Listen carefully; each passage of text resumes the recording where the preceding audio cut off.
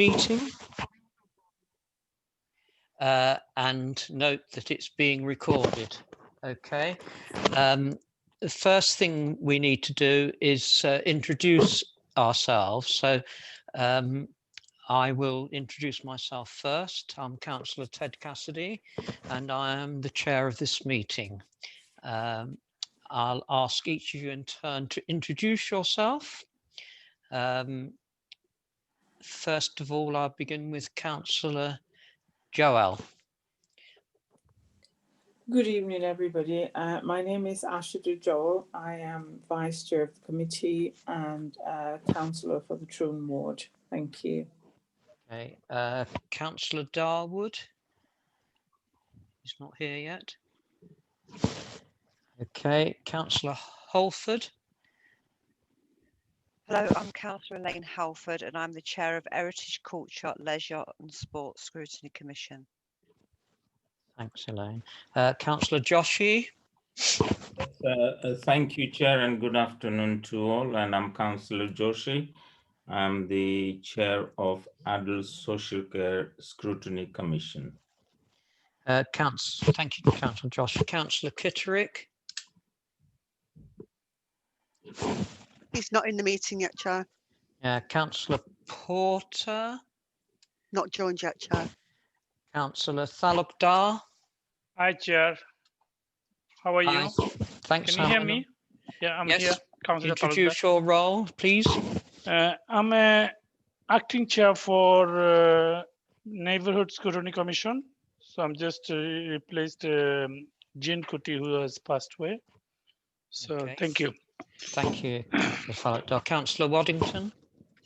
Good afternoon. I'm Councillor Sue Waddington and Chair of the Economic Development, Transport and Tourism Scrutiny Commission. Thank you, Sir Councillor Waddington. Councillor Wesley.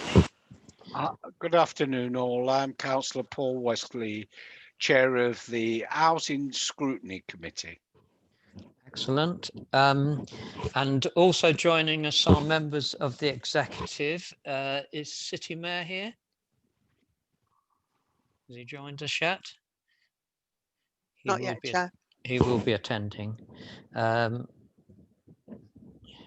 Councillor Patel. Good afternoon, Chair.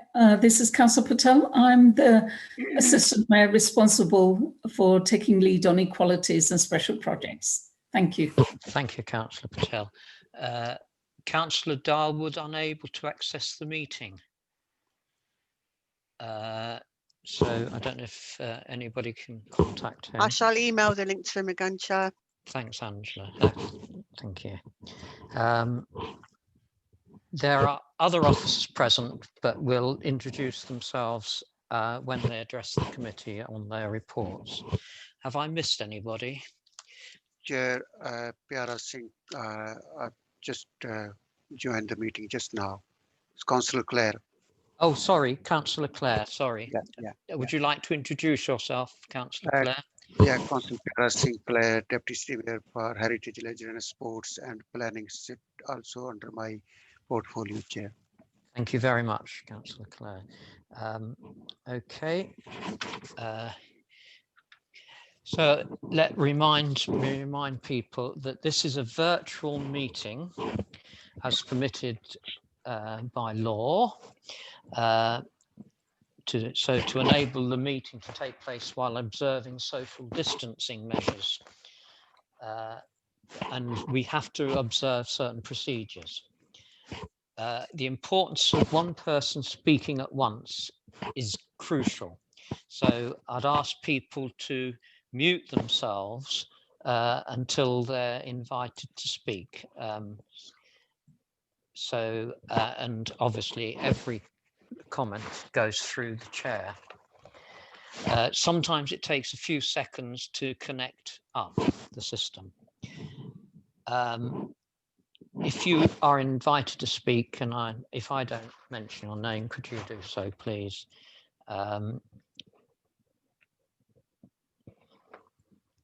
Please knock off your phones on silent unless you're obviously here by phone itself. and take any steps you need to ensure there is no other interference, like cats sitting in front of your screen, which we had the other day.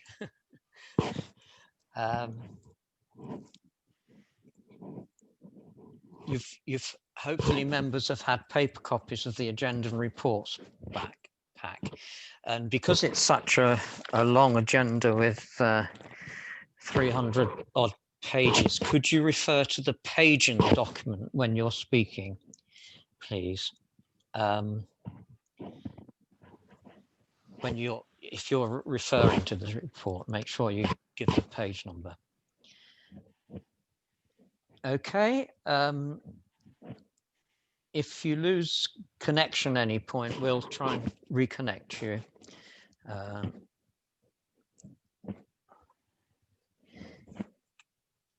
So the council has adopted procedure rules for the management of virtual meetings, which have been circulated to all members, and this will apply to this meeting.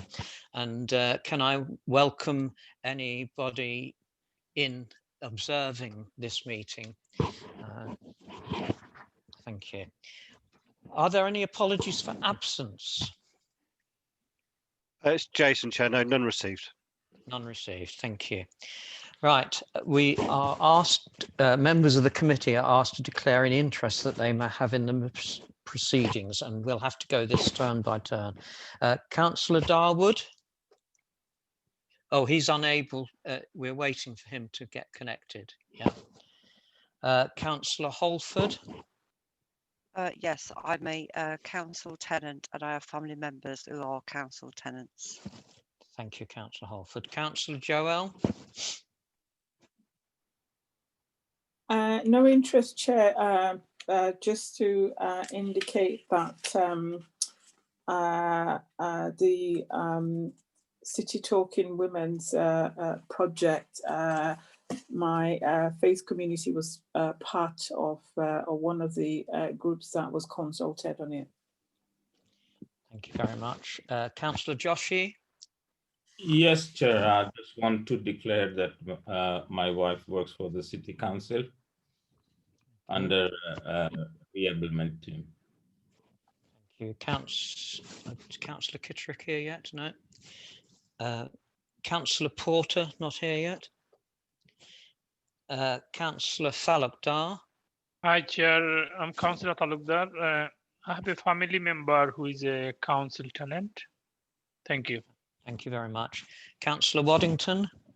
I have no interest to declare, but can I ask if you can hear me because my sound keeps going on and off?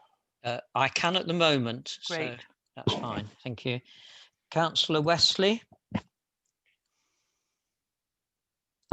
Yes, Chair. Family members are council tenants, and under the local plan,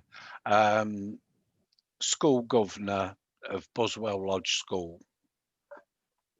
Okay. I have no interest to declare as chair. Thank you. Okay. Item 3, Chair's announcements.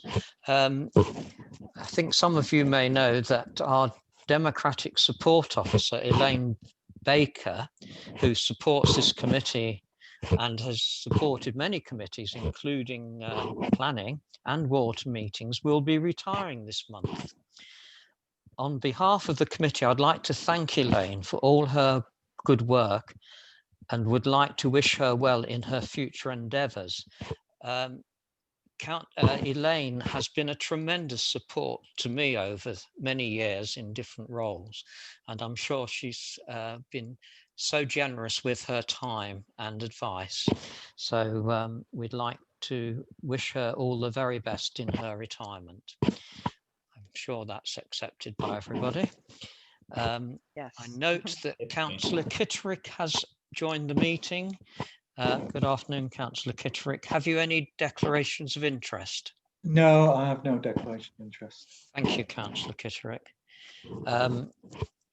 The other item that I'd like to mention is the carbon literacy programme that all members, all chairs are asked to attend a training program, and I'm trying to find the note I have, but if I can remember it. In terms of our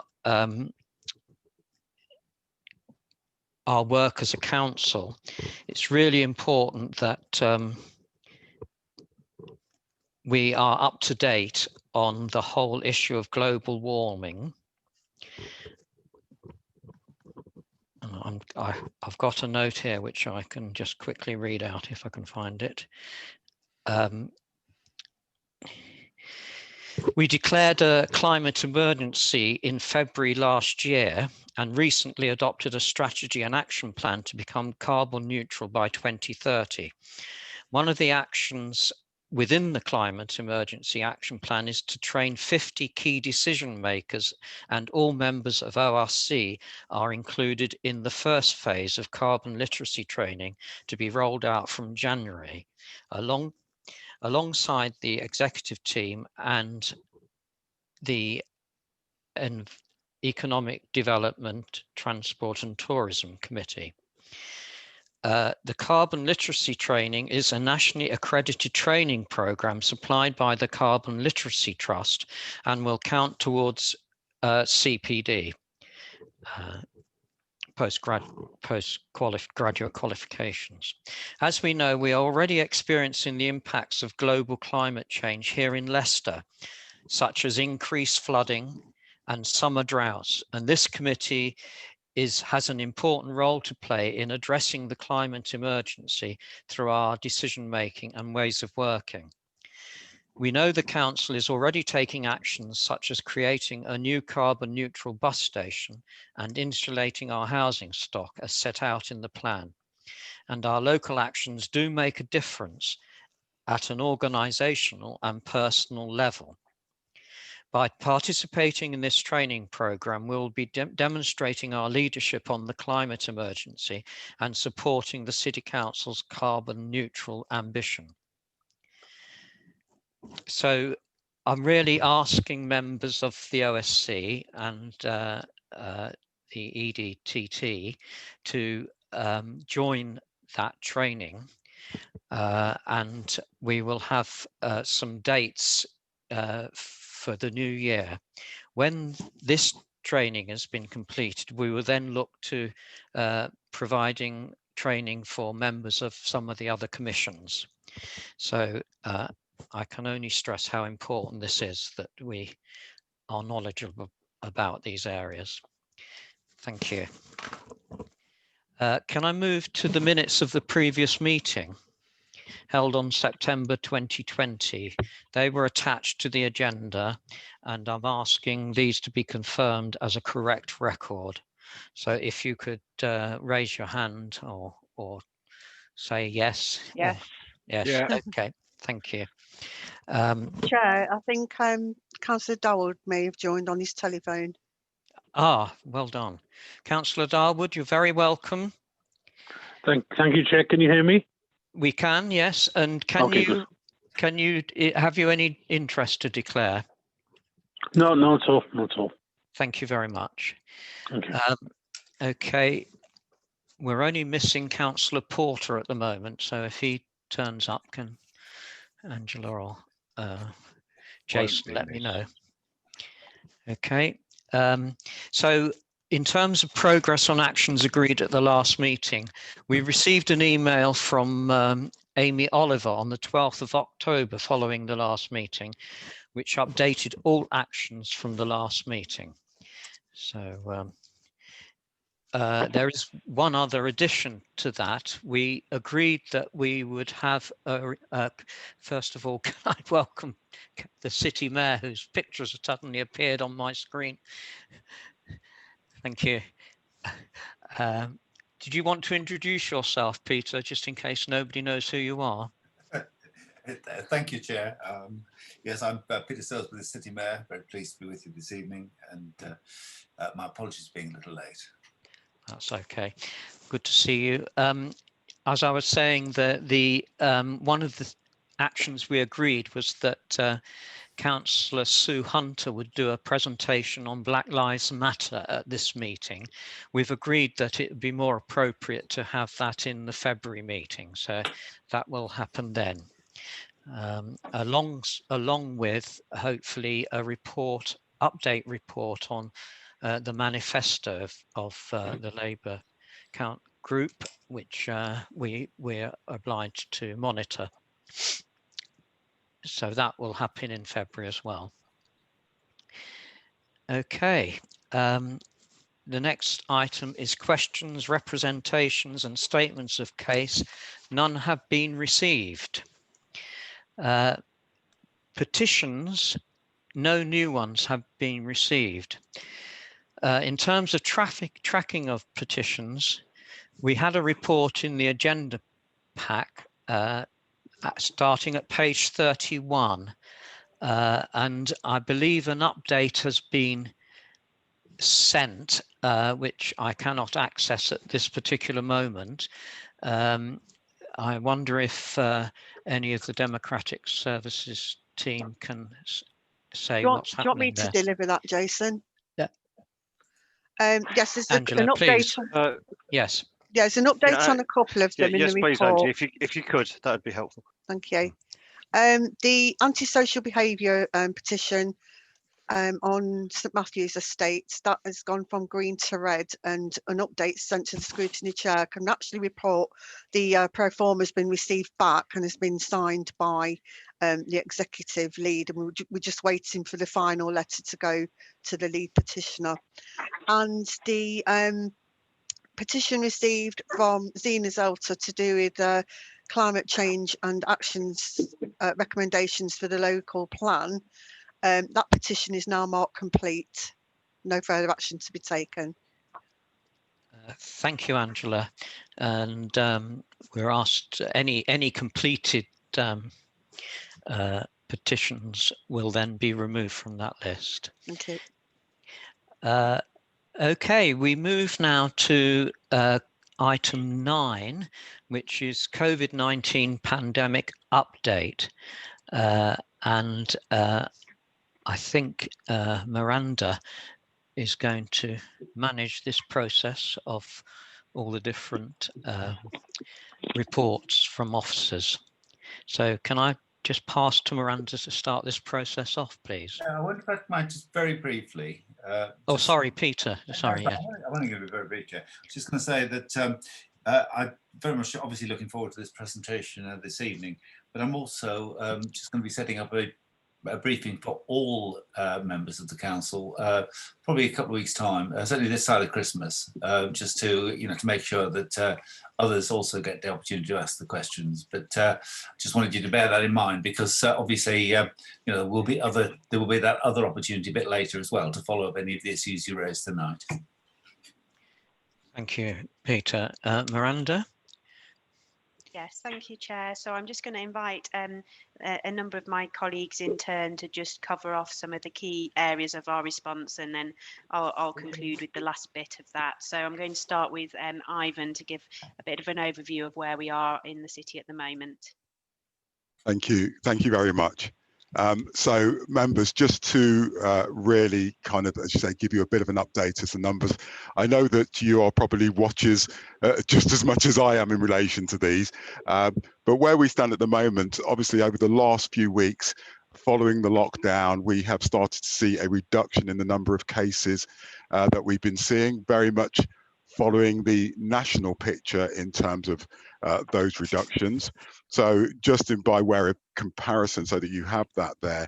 So if we looked at our 7-day case rate probably 3 weeks ago, we would have been at 525 per 100,000.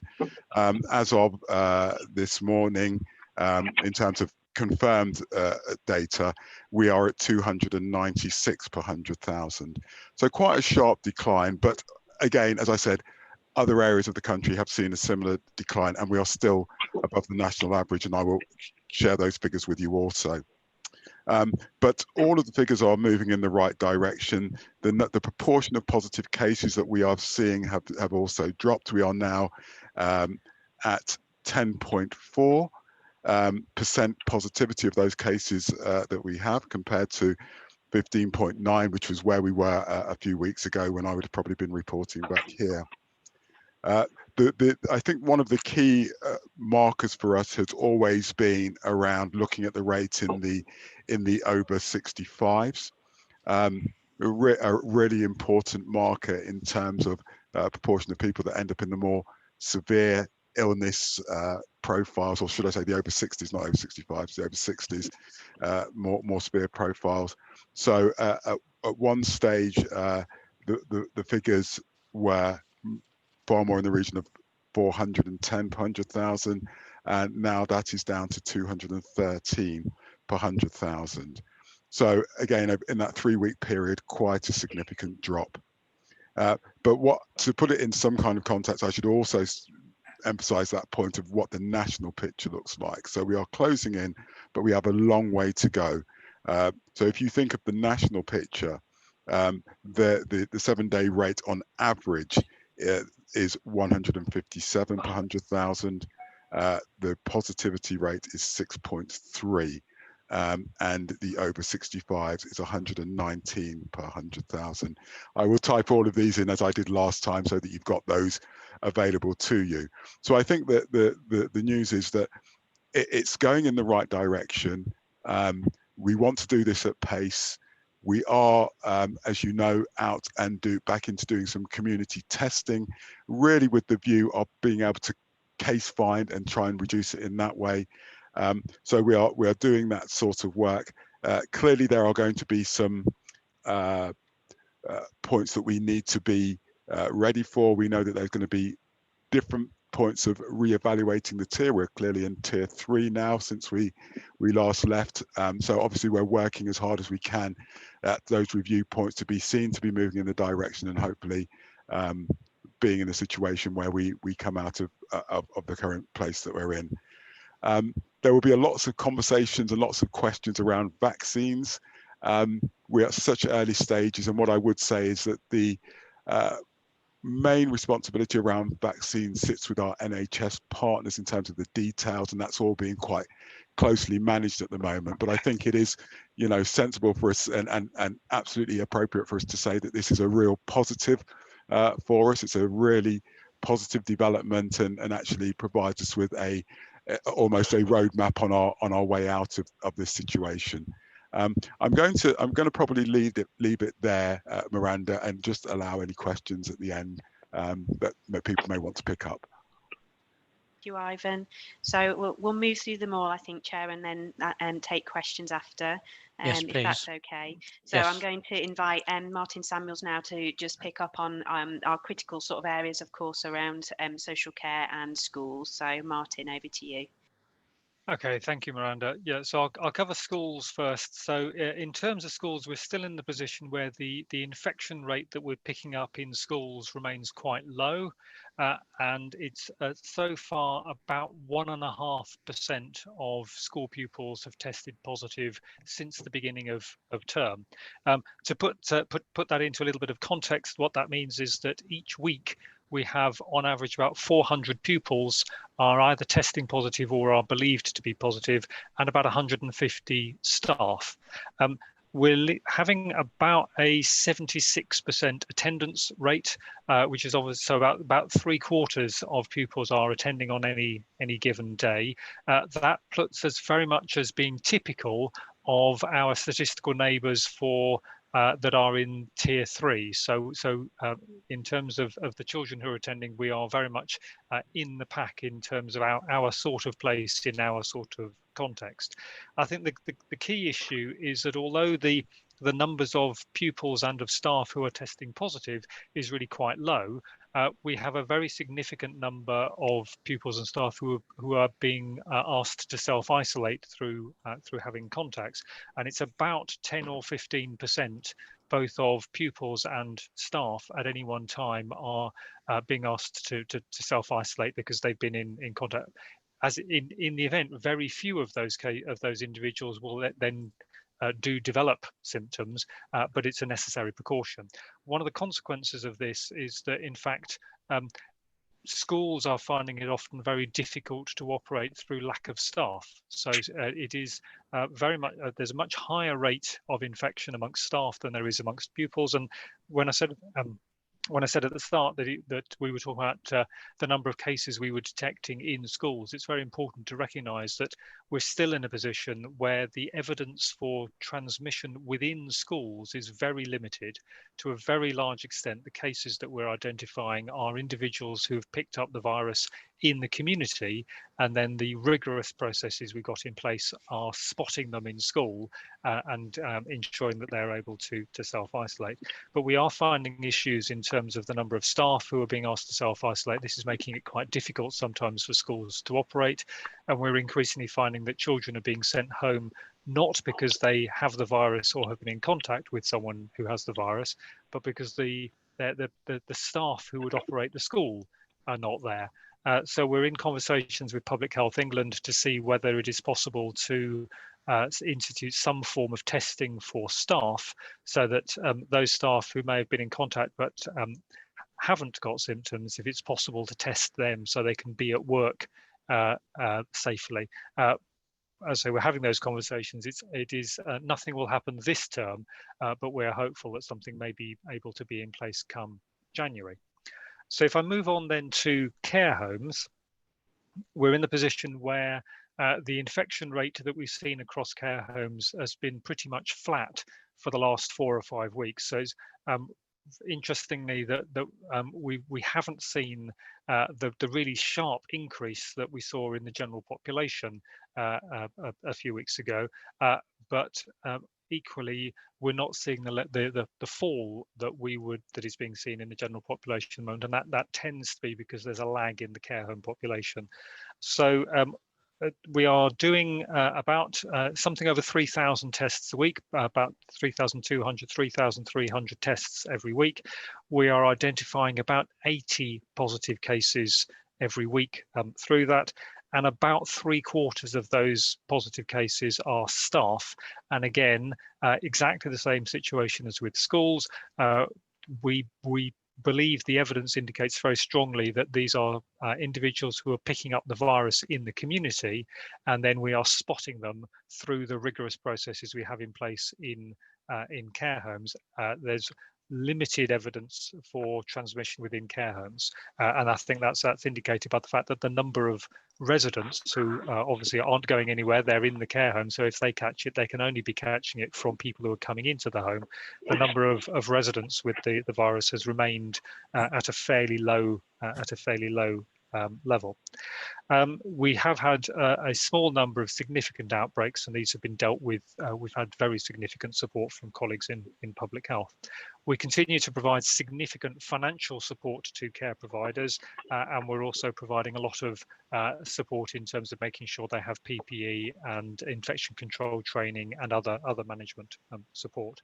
I think it's fair to say that all care providers are under considerable pressure at the moment. Both through the amount of time that is required for testing, and the government has just announced a further very substantial expansion in the amount of testing being done in care homes, and then also of late through the announcements made earlier this week by the government about visiting in care homes.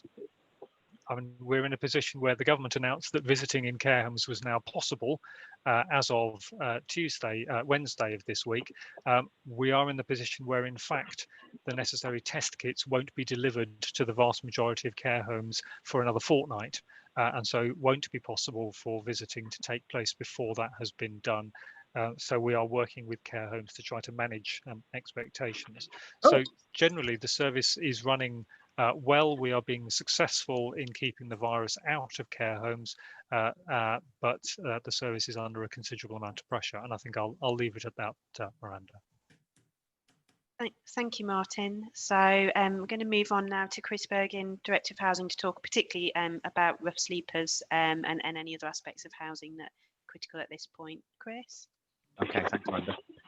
So in relation to homelessness and hostel services, Leicester continues to offer an everyone in service to anyone that is rough sleeping, as we have since March, and we'll continue that everyone in offer for the whole of the winter period through to the spring.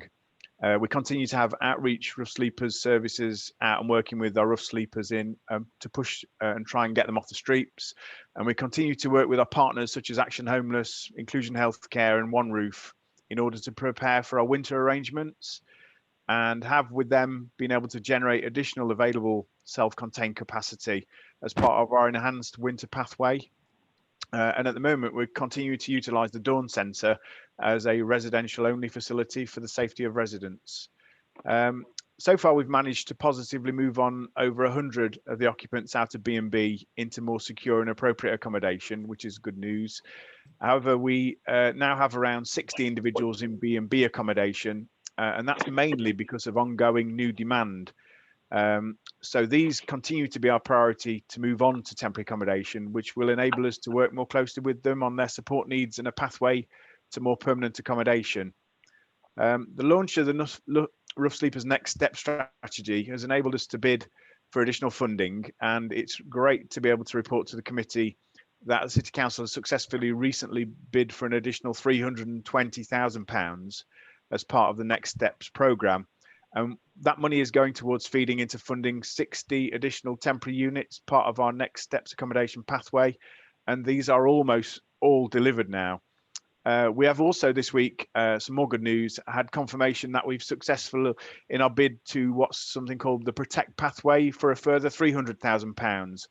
The Protect Pathway is for those extremely complex rough sleeping cases, and we've identified about 25 individuals within the city that fit that criteria, and we've targeted the actual funding and the shaping of the offer to meet their particular needs. That bid includes some significant extra health input. We have been working with Turning Point, Leicester Homeless Mental Health Team, Inclusion Healthcare to pull the bid together, and the bid includes dedicated physical, mental health, substance recovery support packages, and it also includes extended outreach support over weekends, peer mentoring for the homeless, and a further accommodation offer with provision of wet accommodation with 12 ensuite rooms with significant staff input and support. So that's strengthening. We're also currently waiting to hear in relation to a further bid, which totals over £3 million for longer term projects through the Next Steps programme funding. And that would deliver an additional 64 units of accommodation with appropriate wraparound support attached to these. So I think in summary, lots going on to strengthen what is already a strong homeless service offer and pathway in Leicester. So I'll hand back to you there, Miranda. Thanks, Chris. So before I come to Alison and finally myself, I'm just going to go over to John Leach to talk a little bit about the ongoing work with businesses to support them and also the enforcement where needed. So John. Thank you. Thank you very much, Miranda. Good afternoon, Commission. I think it's important for the Commission to note that we continue, as I described previously, with our COVID-19 big business regulation and engagement strategy.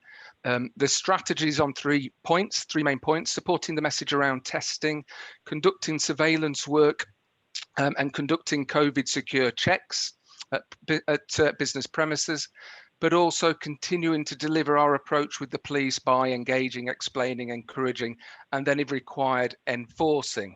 I brought along some statistics in terms of those check visits. We've now conducted 1,754 COVID-19 secure check visits, and we've done 351 revisits. The last time I came to OSC, we'd done near enough 1,300. So we've done an additional 400 since the last time I came to OSC. We've also had to put in place 14 prohibition notices as well. So that's the enforcement side of things. In terms of inquiries through to regulatory services, we have a business email account, C19 business email account, and that has received since July 1,384 inquiries. We've seen an uplift in those inquiries during November, and I suspect we will continue to see that as we go through the tiers and changing restrictions, and that's been a common pattern throughout this period. In terms of compliance, well, generally businesses are generally compliant, which is good. That said, issues do arise. I'm sure members come across issues themselves. And we ask for issues to be reported into us so that we can respond to them. But of course, we have people out and about providing surveillance work as well and feeding back to our staff, so we can take that direct action. There has been an ongoing issue around face coverings. Face coverings are enforced by the police, but we do have a role around ensuring businesses display posters and advise their staff. And what we're looking to do is a piece of joined up work with the police around better communicating the message around face coverings, because that clearly is a key aspect in terms of the fight against the virus. So obviously we've moved from national lockdown into tier 3, and we've now seen non-essential retail back open again. Busier time as we're approaching Christmas. We've a very strong, robust resourcing plan in place. And we've got event staff that are out in the city centre. They started yesterday, 2nd of December, and we'll be working through a programme to the 6th of December, and then that programme will be refreshed. They're supporting social distancing, queue management, face coverings, key messages around that. Now, the current timing of that particular cohort of staffing resource is 10 a.m. to 8 p.m. until Saturday, and then 4 p.m. on Sunday. Now, we're mirroring the retail opening times, but we recognise that the government has announced that there's some relaxation, so to speak, in terms of opening time, and you can get 24-hour shopping. We've got feedback from High Cross and Haymarket to say that they haven't changed their already announced opening times, but we are watching the market, so to speak, in terms of any changes and responding to that. I can also say that we have a memorandum of understanding with the police for out of hours work. I mean, we've got staff that are working till 10 p.m. at night, but during the later hours and early morning, the police are supporting us as well in terms of capturing any information and tackling any issues. That's really good. We've really benefited from redeployed staff as well, working out in the outer city areas, acting as eyes and ears for us and being able to identify any issues that can then be reported through to regulatory services, that kind of triaging process, and then we can directly deal with any key issues as appropriate using our resources efficiently and effectively. Redeployed staff generally out 1 p.m. till 7 p.m. in those key locations, and an escalation process is in place as I've described. Not only are we reaching out in terms of the presence, physical presence of staff, we're using emails as well and the internet. We've sent out from regulatory services nearly 3,000 emails to business accounts, updating them on the latest regulations. Our city centre director, Sarah Harrison, has also got a database of 6,000 email addresses, and she has also communicated, putting out a special plea not for these businesses not to put on special offers, because we know from things like the Eat Out to Help Out scheme, that creates additional pressure, additional demand, and causes us greater concern. So to be more cautious at this time, recognising these businesses have been closed for some time, and it's Christmas, so it's a challenge. We're looking forward. 16th of December is a key date, and we are very mindful if we change to tier 2, hospitality opening up. What will that bring? And again, our resourcing plan will respond to that as well. And then I did mention just there the Eat Out to Help Out scheme. One of the challenges we had there was, whilst we were one of the first in the country to use the new directions to deal with the queues, we had limited ability to close premises immediately. That was a real challenge for us, and the government have now brought out some regulation that gives us that ability to immediately restrict and close premises should they pose a significant public health risk. So that's pretty much it from me, Miranda. The main message is we continue to be out there, continue to engage, explain, encourage, but with the police and force as required. That's me, Miranda. Thank you. Thanks, John. I'm going to bring Alison in, and then I'm going to conclude after that. So Alison's just going to touch on contact tracing and business support, etc. Alison. Thank you, Miranda. So just to let members know that we've had a number of business grant schemes. We have 2 more business grant schemes live. These are government funded schemes, and actually the 2 that are live now are very prescriptive by government. So it relates to the national lockdown and the looking backwards to the 1st of August. They're live on our website, inviting applications, but just really to reinforce that we have very little discretion over what we can and can't award. There will be further grants. The Prime Minister announced another one this week, so we seem to have relentless business grants. And I would just ask that for all your constituents and businesses in your area is to tell them to look at our coronavirus part of our website and click on the help for businesses. All the grant schemes and the rules and applications are on there. Furthermore, we've had some more grant schemes available, not for businesses, but for individuals. There is the self-isolation payment, so where an individual or a household are told to self-isolate and they are in financial difficulty. If they're on work-related benefits, they can apply and receive £500 payment. There is a very small discretionary scheme, and I will say very small. So for those that are not on work-related benefits, again, can apply, but it would have to be an exceptional circumstance. This week, we've also launched our Winter Support Grant. This is a government-funded scheme in response to the Rashford campaign. So there will be some support for preschool meals children over the school holiday, but there's a wider package of support for families and individuals that find themselves in hardship, and it relates to food and fuel. Unfortunately, we can't support other types of expenditure such as rent. The scheme and the grant fund does not allow us to do that, and again that's on our website today. Just touching on to test and trace, we've been running our own test and trace team very, very successfully, and you'll have heard me mention this before. We get data from the national contact tracing system when they've failed to reach people. The data comes over to us. We use the systems we've got available to try and locate people. Often it comes with an incorrect telephone number, or it might have an address but with no house number. So we can find people using the systems and data we have. We've got just under a 90% success rate, and we are going to be the first council in the country to be doing all contact tracing from Monday. So we're doing a pilot to see that for PHE to see that we are have the capacity and the resource to be able to deliver on this.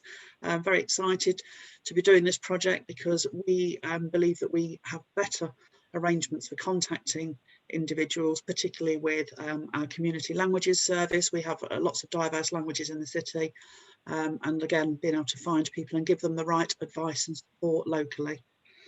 So then just finally moving on to support, just to remind members, the C19 support email address is still there for you to refer in any residents that come to you and you're concerned about, to see what support and advice and help we can give them, not necessarily just from us, but from our third-party partners, the BCS and faith sector.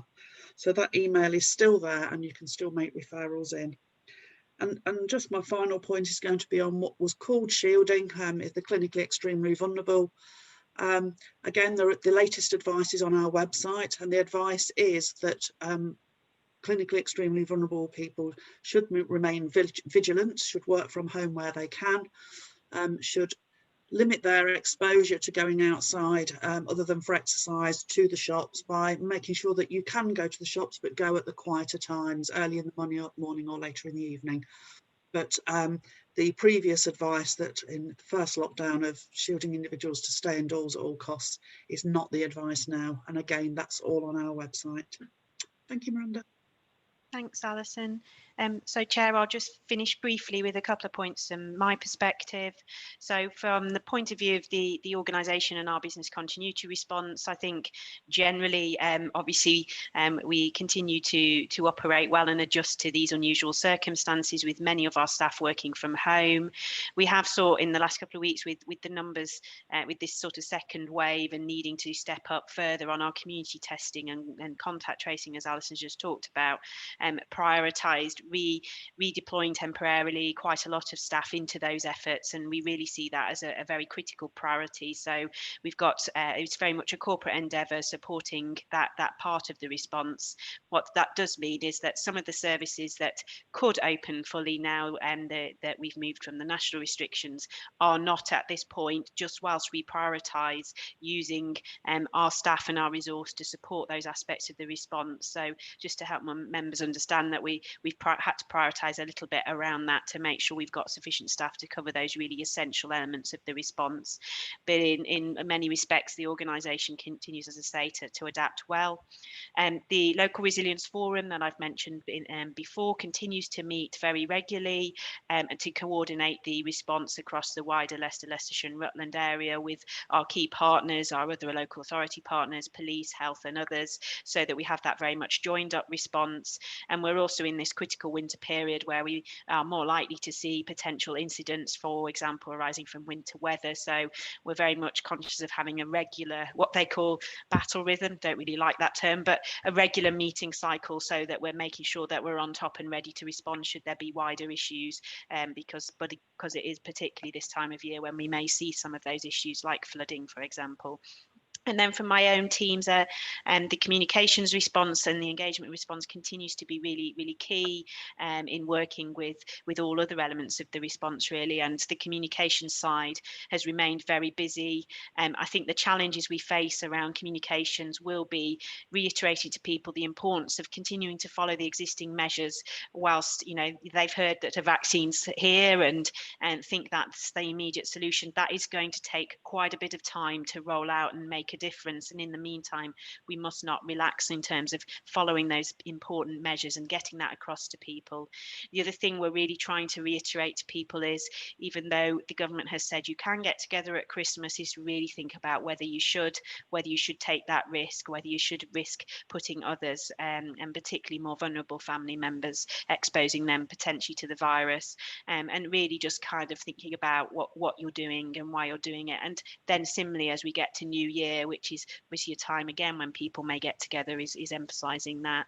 So we're continuing to push a lot of that really core and important public health messaging and supporting all colleagues who've spoken here around their aspects of the response, ranging from housing to contact tracing to the testing response to the business support, etc. So we've had a continued very busy period, and we're also starting to liaise with our health communications colleagues around the vaccination programme. We're very conscious there will need to be a lot of community engagement and reassurance as that programme steps up.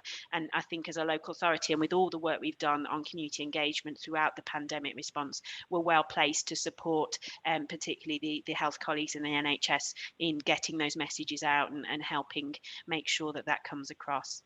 I'm going to stop there. I think the City Mayor wants to come in. If I might, Chair, just very briefly. Chair, I know that I've spoken at our previous briefing meetings about the pride that I think we all have in the way in which the City Council and its officers have responded to this this crisis, and the way in which not only have they excelled in their own professional fields, but the way in which they've worked as a team. And it's evident again this evening in the way that Miranda has brought her colleagues in to present their elements, just how well joined they are. And I have to say, I'm enormously proud to be in a small way associated with them, as you and I hope the other members should be as well.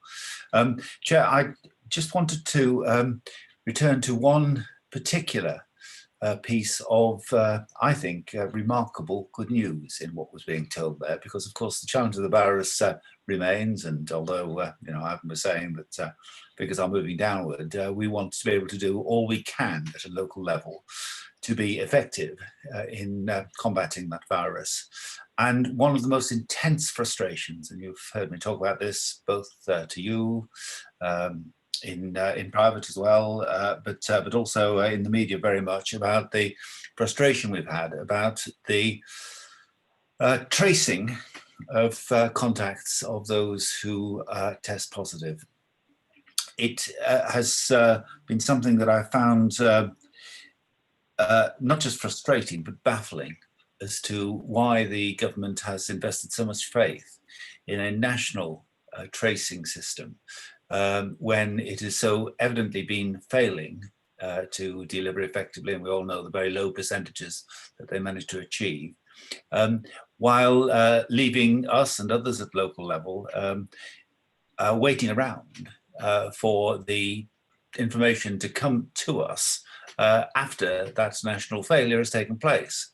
And you'll know, Chair, that on average, I think when we last measured it, it was taking almost 6 days on average for the data to be passed through to us, the information to be passed through to us to enable us to follow up.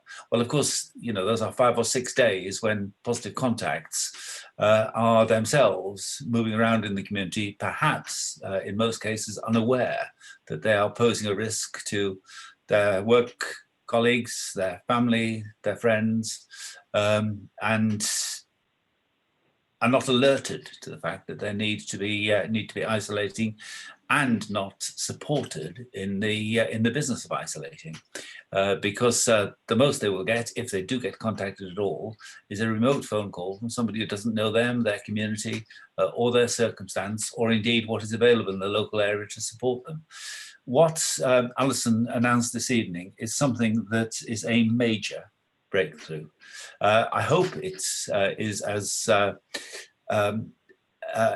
effective as it is promised to be in terms of us actually getting the data as is now promised, but we are promised that it will be passed through to us, and Alison perhaps can add a little more detail to this, Chair, but it will be passed through to us in a matter of hours of positive testing, rather than, as I say, on average, nearly 6 days later, and sometimes as much as 14 days later.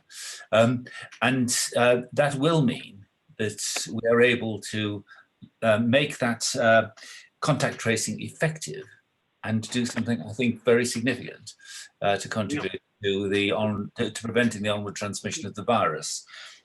We have a very significant organisation set up ready to deal with that. They've been dealing obviously with the ones that have been passed through to us. Now they are geared up to deal with the additional workload that comes from this.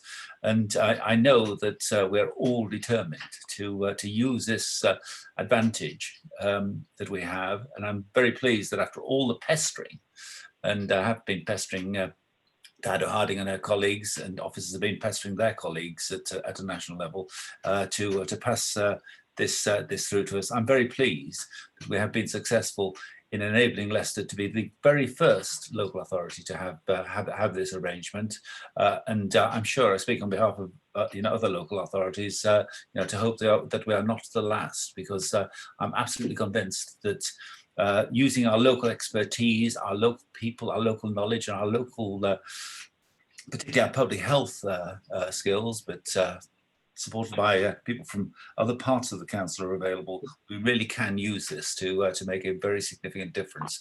It is very, very important news that has been broken this evening for the first time, and I'm absolutely determined that we will use whatever resources are necessary to make a success of it.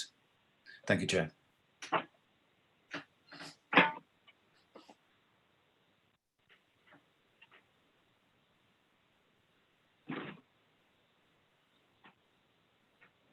Thank you, City Mayor. Thank you, Miranda, and all the team. And thanks for all the work you're doing. I was tested the other day by someone came to the door in the Saffron area where I live, and picked up the thing and got the result the next day, negative, thankfully. But I just thought, all this trouble with this national system, and we were able to manage that so quickly. Can we now go to members, and we'll ask you in turn to speak. Councillor Joel, any comments? No, Chair. Thank you very much. And thank you to Miranda and all the team for all of your efforts and hard work. Thank you so much, everybody. Thank you. Councillor Darwood on the phone. Thank you, Chair. Can you hear me, Chair? Yes, certainly, yeah. And I'd like to extend my congratulations to the team and the effort and all those people across City Council doing excellent work, and really pleased to hear this breaking news. I've got a couple of questions for Ivan and Chris. Where do we stand in terms of the tier 3 kind of registration table? Where do we come nationally? Secondly, the vaccine delivery, do we have a timetable? And what will the priority be for the vaccine? And for Chris, if I may, Chair, is congratulations on the securing of funding, but how long will this kind of funding last for, and how do we sustain it in the long run?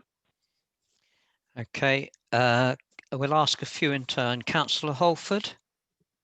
No, I've got no questions. I'd just like to thank the team for all the hard work they're doing. It's really good. Thank you. Thank you. Councillor Joshi.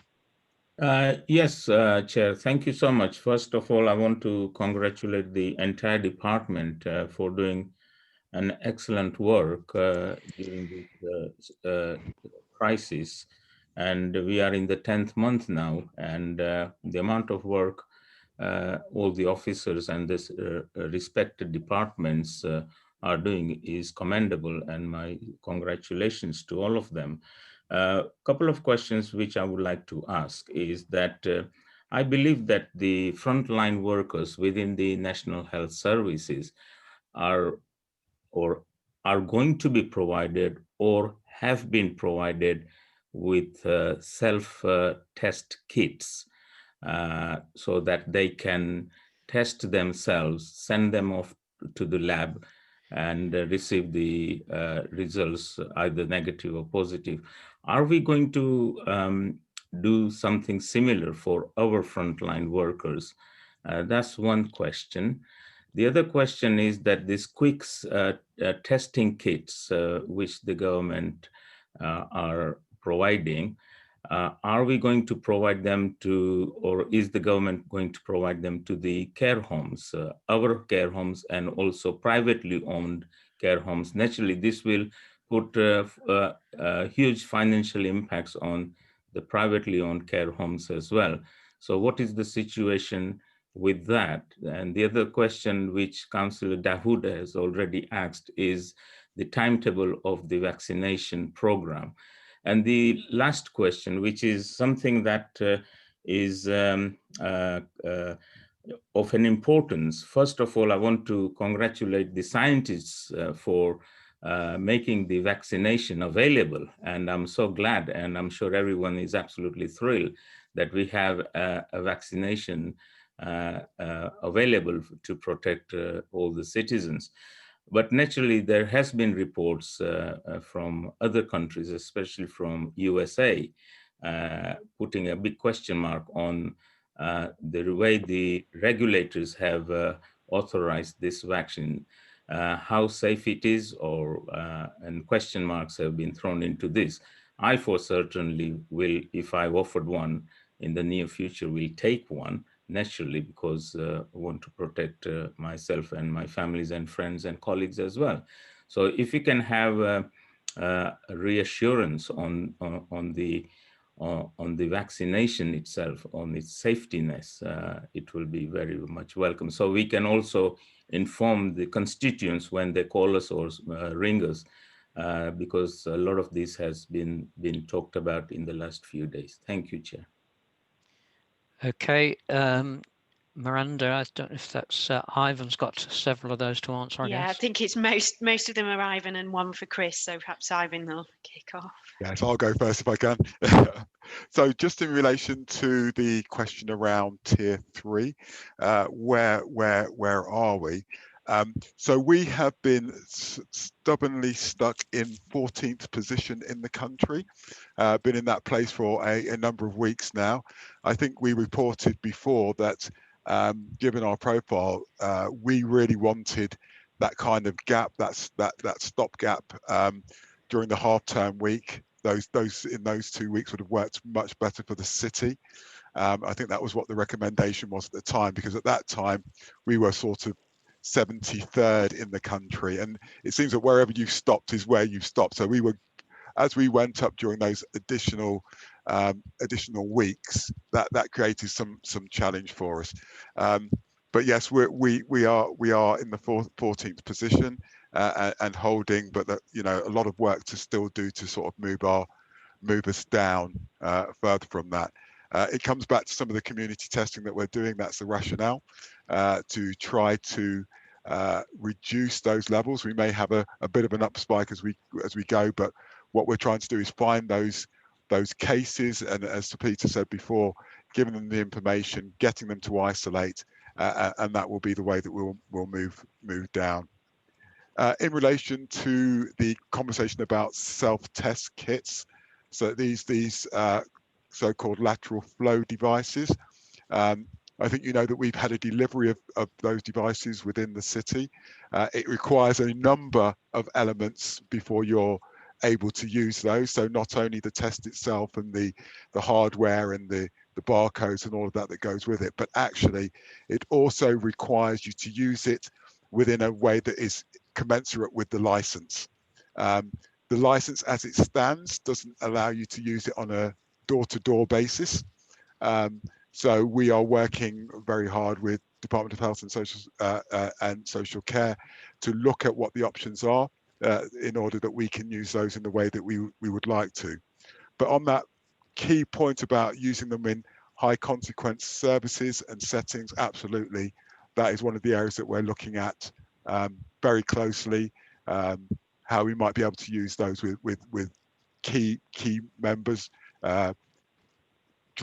passenger service drivers. Those sorts of things are the elements that we are looking at the moment, as well as how we might be able to roll them out in the community as well in due course. So yeah, we'll certainly be doing that. I will leave the conversation around care homes to Martin. He's well versed in that particular element of it, not as straightforward as it might seem at times, but certainly I think it's really important to recognise that these tests are an important part of the arsenal, but they are not the story in and of themselves, I think is fair to say. As I've said, the issue around the vaccines is being largely developed and rolled out, etc., by the NHS. So we pick up quite a lot of this information the same way that you do from the BBC, etc. It's being very, very tightly controlled in terms of the information that's being shared with us at this stage. But I think a really important point that you made, Councillor Joshi, which is around some of the misinformation, the social media, the posts that are going around this vaccine and vaccines in general. And I think we have to be very, very careful, and we have to be real advocates in terms of talking about the power of vaccine. We use vaccine for all kinds of things. You know, we use childhood vaccines, we have our flu vaccines every year. I recognize that people are concerned about the speed of the development of the vaccine, but in simple ways, I will put it like this. You have to recognize that every vaccine organization across the world have been working on a single problem. So that's like if we were going to build High Cross, well, building it with one company would probably take you years. Building it with hundreds of companies and the best of the architects to do it would speed that process considerably. And I think that that's what we've seen here. You know, a lot of work, the best minds, everybody working on a single point to try and create this vaccine. And of course, we're going to see that develop quicker. There's a real imperative there. But in terms of the regulations, you know, I think we have been at pains, MHRA have been at pains to say whilst we have speeded up the process, you know, it's not sat in a queue waiting for somebody to do something. Whilst they've speeded the process of approval, they have not taken any shortcuts within approval. So I think it's really important that we give that message out. And of course, we're looking at this very, very closely, and we'll continue to do so. Thank you, Ivan. Miranda, any other contributions? There was a question for Chris, I think, around the funding and longer term sustainability. Yeah, So in response to that, there are 3 parts of the funding I'd mentioned. One was the Protect Pathway. That's actually received funding for 6 months. However, we're already talking to our health colleagues in relation to the possibilities of the success of that 6 months and whether we'll be able to mainstream that after the 6 months. And in relation to the next steps funding, it's split into 2 parts. The bit we've had approved, the 320,000, is initially for the first 6 months. And then the second part, the bid for £3 million that we're waiting for, that will be a permanent arrangement. So will in essence be the next move on step for those individuals out of the short-term accommodation into the longer-term accommodation. Okay, right. We have then Councillor Kitterick. Have you any comments or questions? Sorry, not at the moment, Chair. Just to let members know that although it's not formally on the agenda, we will get the latest updates on the vaccination programme at our scrutiny committee meeting on the Health Overview Scrutiny Committee meeting on the 16th of December. It's a changing situation, but certainly as we will have representatives such as Ivan and Martin, as well as representatives from the hospitals and the clinical commissioning group, that should be a good opportunity to see where we are on the vaccination programme at that point. So if people are interested in that meeting is due to take place on the 16th of December. Thank you, Councillor Kitterick. Can I Councillor just- Joshi keeps. Yes. You've had your go, but you wish to follow up. Yeah, I'm waiting for the reply on the testing kits for the care homes from, I believe, Martin. Okay, we'll come back to that. Councillor Porter is not here yet, I don't believe. No. Councillor Thalukdar. Hi, Chair. Thank you. I would like to congratulate officers. It was a great teamwork for the Leicester City Council, and we're coming through it. And I have a few questions regarding trace and test funding. I just would like to know how many people so far claimed that grant, the 500 one. And also, I want to know if someone is infected and if the other partners is self-isolated, are they both going to get that funding or not? And also would like to know the second lockdown, when you had a lockdown, second one, local lockdown, and there was a 3.1 million for the business grant. And I would like to know how many businesses so far claimed it, or is there any funding left there? Thank you. We'll take those plus Councillor Joshi's follow-up question, Miranda. Okay, just if Martin wants to go first on the care home testing. Apologies, Councillor Joshi. It was a long list of points to cover. Martin. Okay, so if I cover the care homes, so the situation, Councillor Joshi, you were talking about the NHS and testing in and how that compares with testing in care homes. So the NHS has now rolled out arrangements in trusts, and I should be clear that this applies only to staff in UHL and LPT. It doesn't apply to GP surgeries and their staff at the moment. But those NHS staff have been given those rapid tests, the lateral flow tests that I've mentioned, and they are now in a process where they test themselves twice a week, and then they report the results to their organisation so that they can either isolate or not as is necessary. So the situation with care homes is that since about the middle of July, care home staff have been tested using the PCR test, which is the test that you send away and you get the result a few days later. They've been using that on a weekly basis for staff. There are also arrangements for residents, which I can come on to if you like, but for staff, it's been weekly. The government has now recently announced that will be supplemented with, in addition, a weekly lateral flow test. So all care home staff will be tested twice a week in the same way as the NHS, but once a week will be the instant lateral flow test. Once a week will be the send off and get the results back several days later PCR test. That is in the process of being rolled out at the moment. So they started delivering the test kits to the largest homes in the country at the very end of last week. There are 2 of those homes are in Leicester. The rollout is then progressing for all other care homes during the next couple of weeks. So homes will be receiving those kits, and they should all have received them by about the 18th of December. Worth noting that this has significant implications for visitors to care homes, because it is those test kits that are being sent to homes now are the ones that they will use for visitors. So although the government has announced that care homes are open for visitors as of yesterday, in fact, the vast majority of care homes have not received the test kits yet, and therefore cannot do the tests that are required for visitors. So there will be another couple of weeks in many cases before that's possible. And then just to finish, you're asking more generally about social care staff.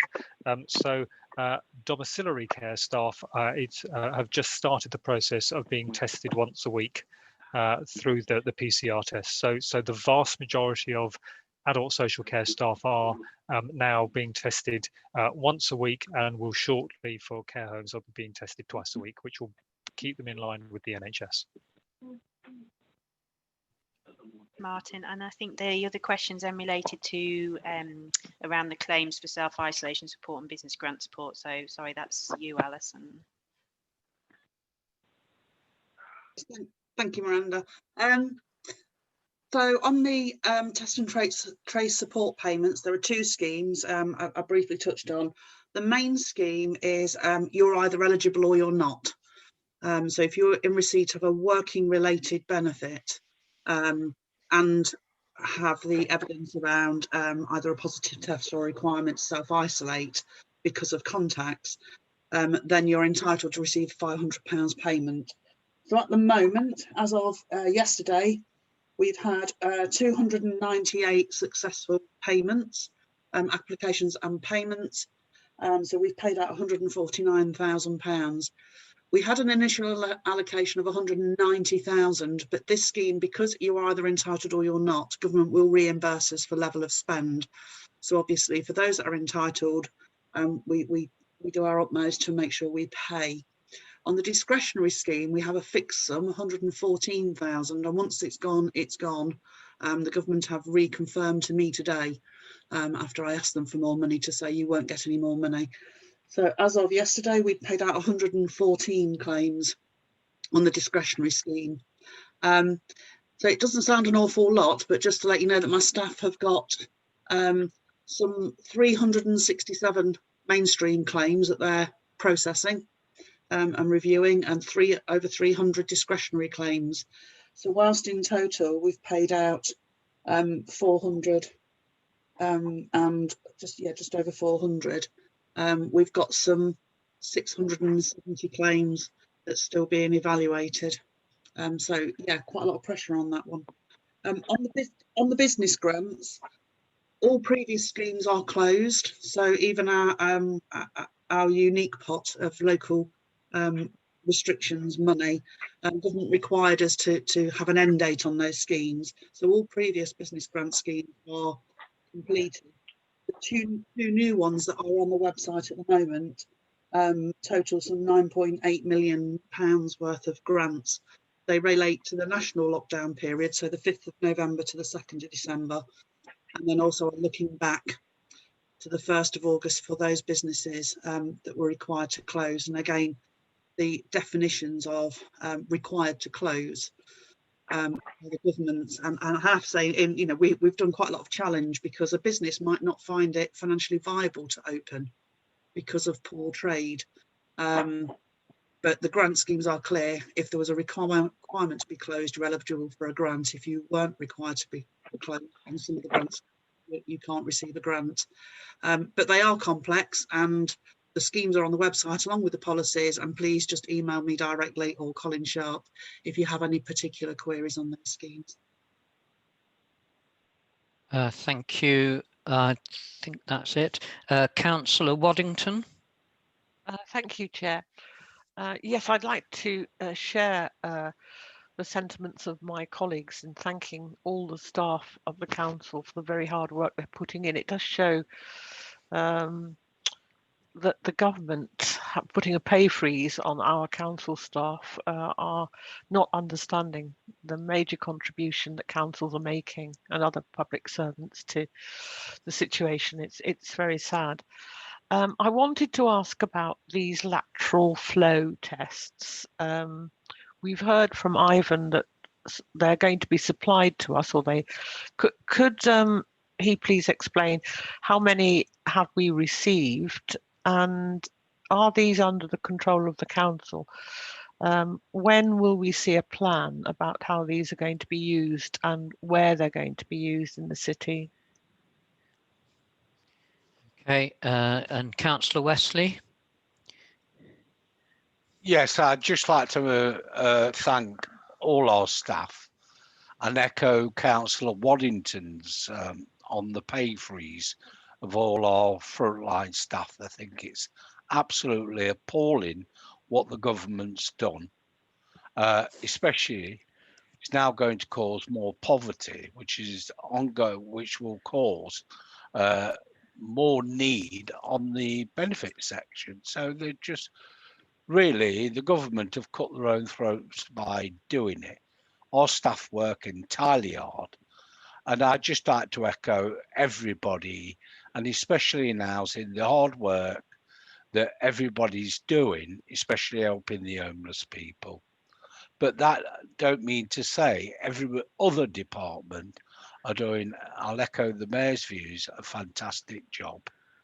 I'd just like to pull up one point that the Mayor did say, that the lack of getting the information back from government, which is a complete shambles and it always has been. Leicester's doing its best.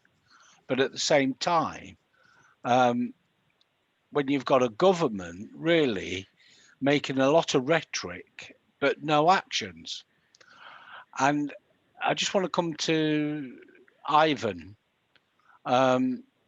It says the GP surgeries where the vaccine's concerned will be used. Well, people are complaining to me they can't even get into a practice to see a doctor. And also, you know, as councillors go a lot of complaints about these sort of service, Home Farm. I've always raised that. I know it's in private hands, but it's the most appalling health centre in Beaumont Leys where people and receptionists are acting like doctors, and this is the feedback I'm getting before they allow them to get through to see a doctor. And people are saying it's absolutely appalling. So I don't know whether it's happening in other parts of the city. So if they want to roll this vaccine out, they need to sort that out. Yeah, it's not me for City Mayor. It's not really for me to intervene, but I think that members perhaps need to be careful not to identify individuals when making points of this sort. Yes. Those are potentially identifiable individuals. I take your point, but at the same time, sometimes when you're being ignored, Peter, they need freedom of thank you, information. Paul. Thank you, Paul. At that, you're just digging a deeper hole. Can No, I I'm ask not. Miranda? I'll mute you if I need to. Hello, Miranda. Do what you like. Can you let those questions be answered, please? Yeah, I think it'd be over to Ivan again. I think it was mainly around the questions around lateral flow testing, particularly, and then vaccine delivery.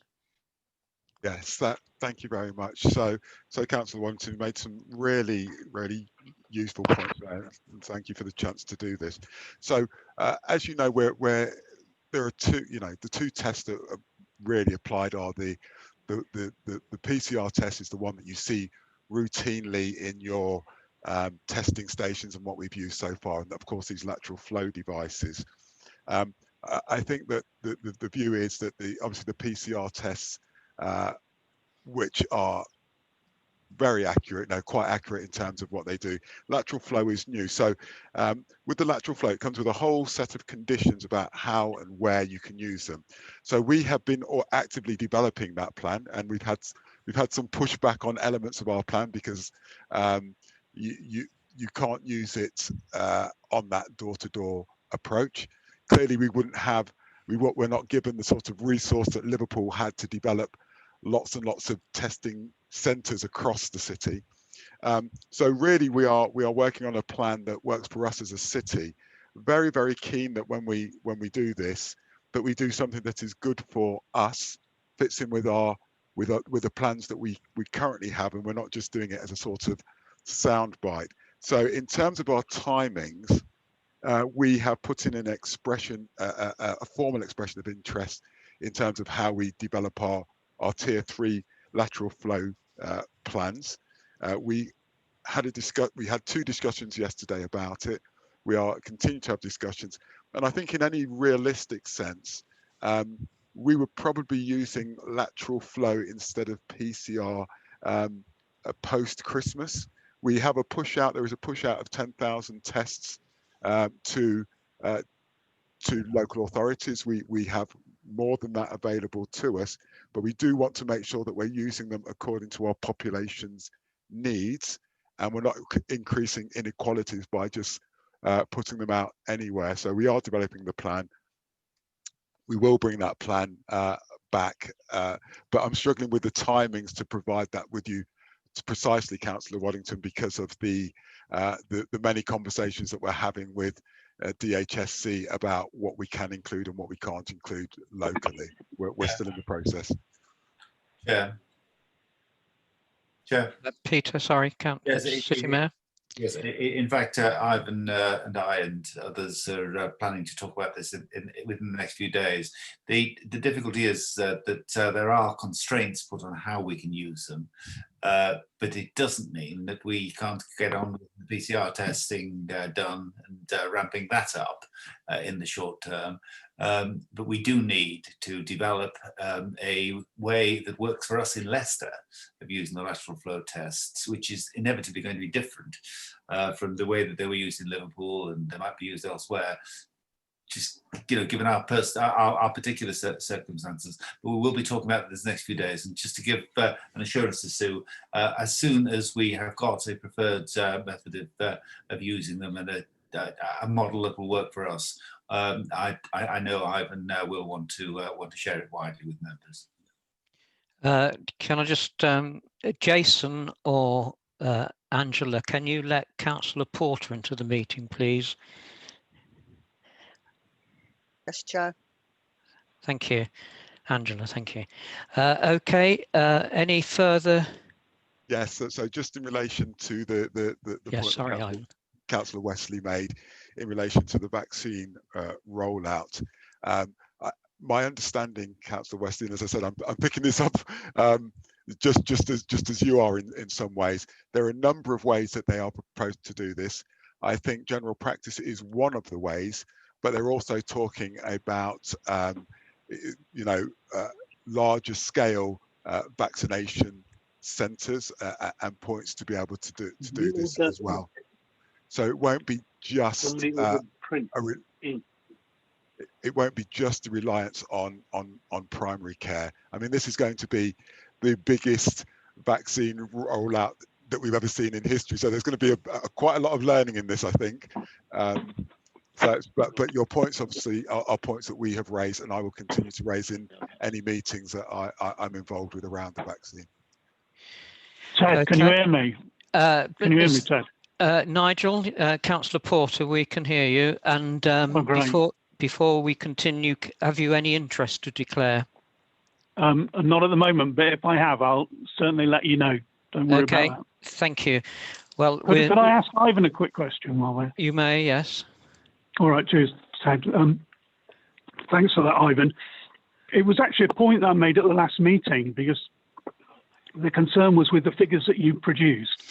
We appear to have quite a high level of mortality in Leicester if you're unfortunate enough to catch the disease. I think the figures we were looking at were around about 5%, which seemed particularly high. And I was wondering if it was anything to do with the makeup of our city, the levels of deprivation, things like that. And also the other point that I made, which I hadn't had a response to, was also the very high levels of mortality if you're a citizen of Leicester and you ended up, unfortunately, in one of our hospitals, that the figures that you produced last time showed that it was around about 30% of people who ended up in hospital with coronavirus were unfortunately passing away. And again, I wondered, is this similar to what's happening across the country, or is this something specific about Leicester? Thanks very much, Ivan. Thanks, Ted. Thank you very much, Councillor Porter. That's a failing of me. I should have got back to you on the mortality figures, which I will do. If somebody sends me that reminder, I'll send you what it is.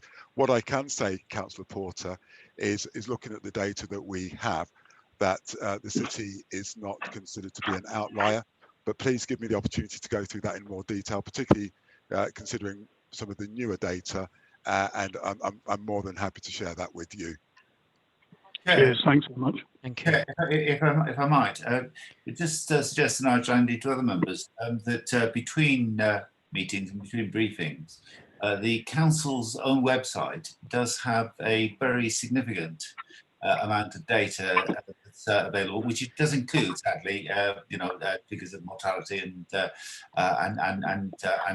indeed, I think we have on there as well hospital admissions, but we certainly have figures of mortality, and from that, of course, every death is very much to be regretted, and is a matter of tragedy to all of us who are involved in it. But actually, the rate of the proportion of the illness that leads to hospitalisation and the proportion of those who are hospitalised who ultimately die are very low indeed. But as I say, every single one of those who's hospitalised is a matter of grave concern to family and friends, and everyone that dies is a matter of that has appalling consequences for obviously the individual, but also their family and friends. But they are small in numbers and small in proportion, and you can actually see that on the website. Thank you, Peter. I'm going to bring this item to a close. Obviously, we can pass back to all the officers the thanks of virtually every member of the committee that's spoken today. So that's a very strong view of how grateful we as members are to the work of so many dedicated officers. Okay, and City Mayor, I think we will welcome the opportunity as members to have that further input from you and officers in the next week or so. Thank you. We're going to move now to item 10, which is the draft Leicester local plan. I don't know if City Mayor or Councillor P.R. Sinclair wishes to open this, or is it over to Grant? I will, but only very briefly, Chair. I mean, members are aware that this is a, how can I put it politely, a protracted process. But of course, that is what is required of us by government, by legislation. And it's a reflection of the fact that we ourselves want to develop it along with yourselves, but also at least as important, the people of Leicester. And the engagement in public consultation is a vital part of it, as is the feedback that is coming to us from the various scrutiny commissions that are looking at this. I'm going to leave it there, Chair, because I think we're all probably fairly well aware now of the process, but this is an opportunity to give an overview of where we're at with the consultation and some initial highlights of what it is telling us. Thank you, Chair. Thanks, Sir Peter. Yeah, I will just. This is an updated presentation from the one in your pack. I'll assume that you've probably members have read the pack, and I'll just highlight, I guess, the up-to-date information as I quickly run through the slides and move on to questions. So as of the 27th, we'd received a substantial response to the plan. I think the Majority of the responses were about the sites, as maybe is quite understandable. But we have had a number of comments in respect of policy wording, content, and some substantial petitions as well, which actually obviously we'll be working through, recording and preparing analysis and responses to all those. And as we've reported at this consultation, what people said to us last time around, we'll be doing that at the next consultation stage as well. The next few slides, I certainly don't propose to read these out in detail, but I'll just scroll through them. So effectively, I think we've had sort of really, I guess, a very fruitful discussion at the scrutiny commissions, and these slides summarise the points that have either been formally recorded in the minutes or the draft minutes at the various scrutiny meetings, which obviously members of the commission may want to pick up on in the discussion or the Q&A. So that again, I'll just scroll through these, and I think it's fair to say that we've had having a sort of almost a theme-based discussion at the scrutiny meetings has actually been very useful, certainly for us as officers, and hopefully members found that too. These next 2 or 3 slides weren't in your pack. So neighbourhood services scrutiny met last week. And again, I think there was a lively discussion about a whole range of issues as set out on the slide. I think open spaces and the balance between housing and open space was an issue that was picked up by all the commissions. Again, you can read this as quickly as I can in terms of the nature of the issues. One of the big concerns I think that we have as officers is the impact of this new use class E, which actually significantly changes our retail policy context and our employment policy context. We'll have to do quite a lot of work on that in the next iteration of the plan. Children and young people's, again, I think it was possibly this week, I can't remember. The meetings have been coming quick and fast, and I think that, again, there was quite a lot of discussion and debate again about the nature of the green space and how the green space potentially related to school sites was going to be considered, and the Scrutiny Commission were very keen to understand how any determination of any school sites to be taken forward, how that justification will be made. So again, and they've asked for us to report back on those specifically. And then the heritage and so heritage, culture, leisure and sport, I think met a couple of days ago. And again, that slide summarises some of the comments that they made in terms of, again, open space, density of housing and offices was an issue raised again at a number of meetings. Again, a lot of the meetings discussed about the nature of how we actually report back to scrutiny and how we'll actually bring forward a plan to the for approval. So I just thought there's a few answers to questions that I guess we've been asked. These questions, these pages were in the pack.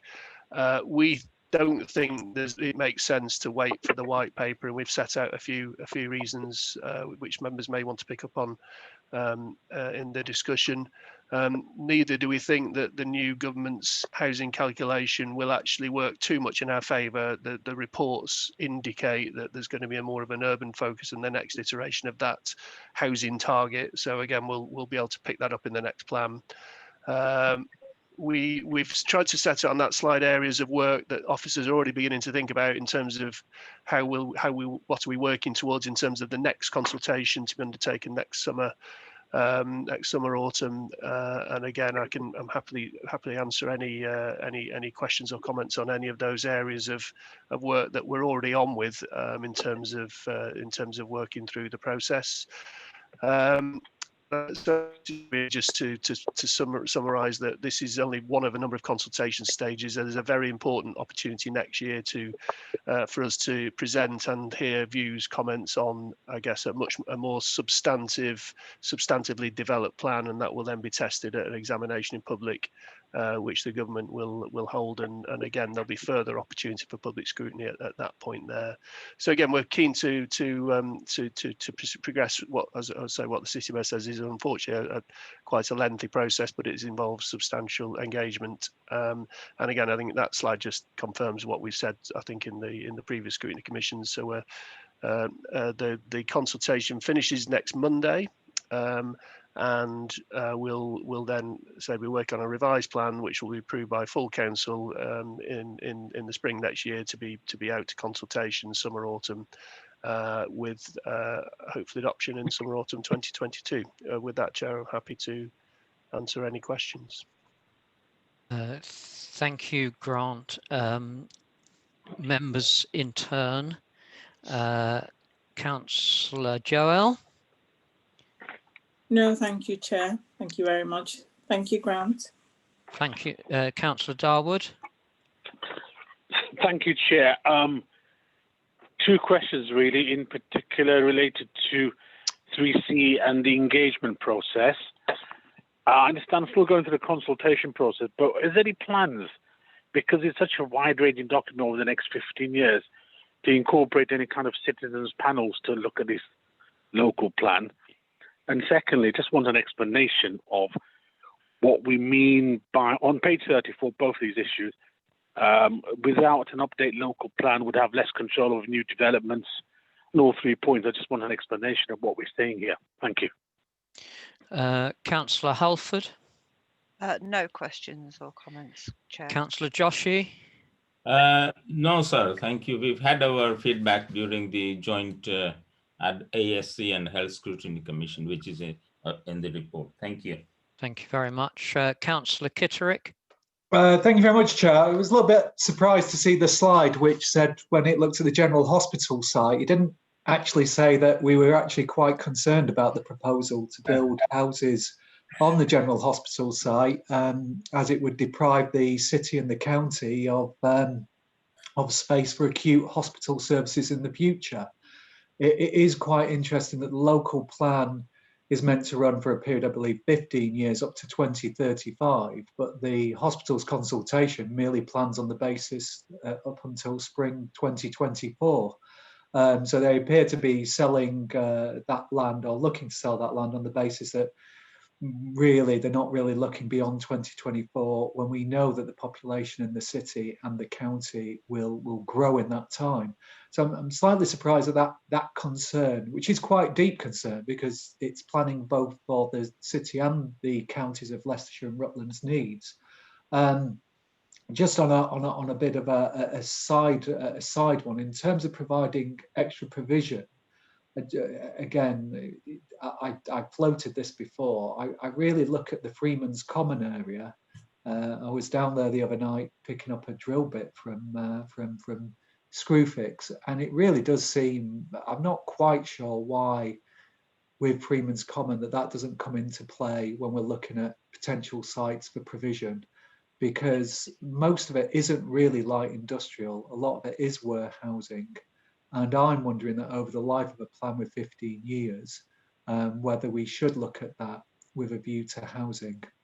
Just simply because when we've had developments down there, like the Wheatsheaf works, when we've looked at the work at St Mary's allotments, there really is that location in the city. There is an appetite for housing in that area. It is a sustainable location where we could convince people to walk, cycle, maybe even get the bus into work. And really, why we should have all these warehouses in what's a pretty central position and not look to relocate them on the edge of the city, when many of the people who are visiting them, tradesmen and the like, deliveries to the fruit and veg market, are pretty much going to use their vans, use their trucks. Why that isn't, in the context of 15 years, we're not looking to relocate that out to the edge of the city. I just put that on the table because I think what the government will come back to us for is to put more pressure on getting housing in the city. And if anybody asks me, well, if you don't build houses on the General Hospital, where would you build them? I'd say, well, certainly, I think we need to have a bit of a look at Freeman's Common, Chair. Okay, I think the city mayor was flashing, I think, anyway. Yes?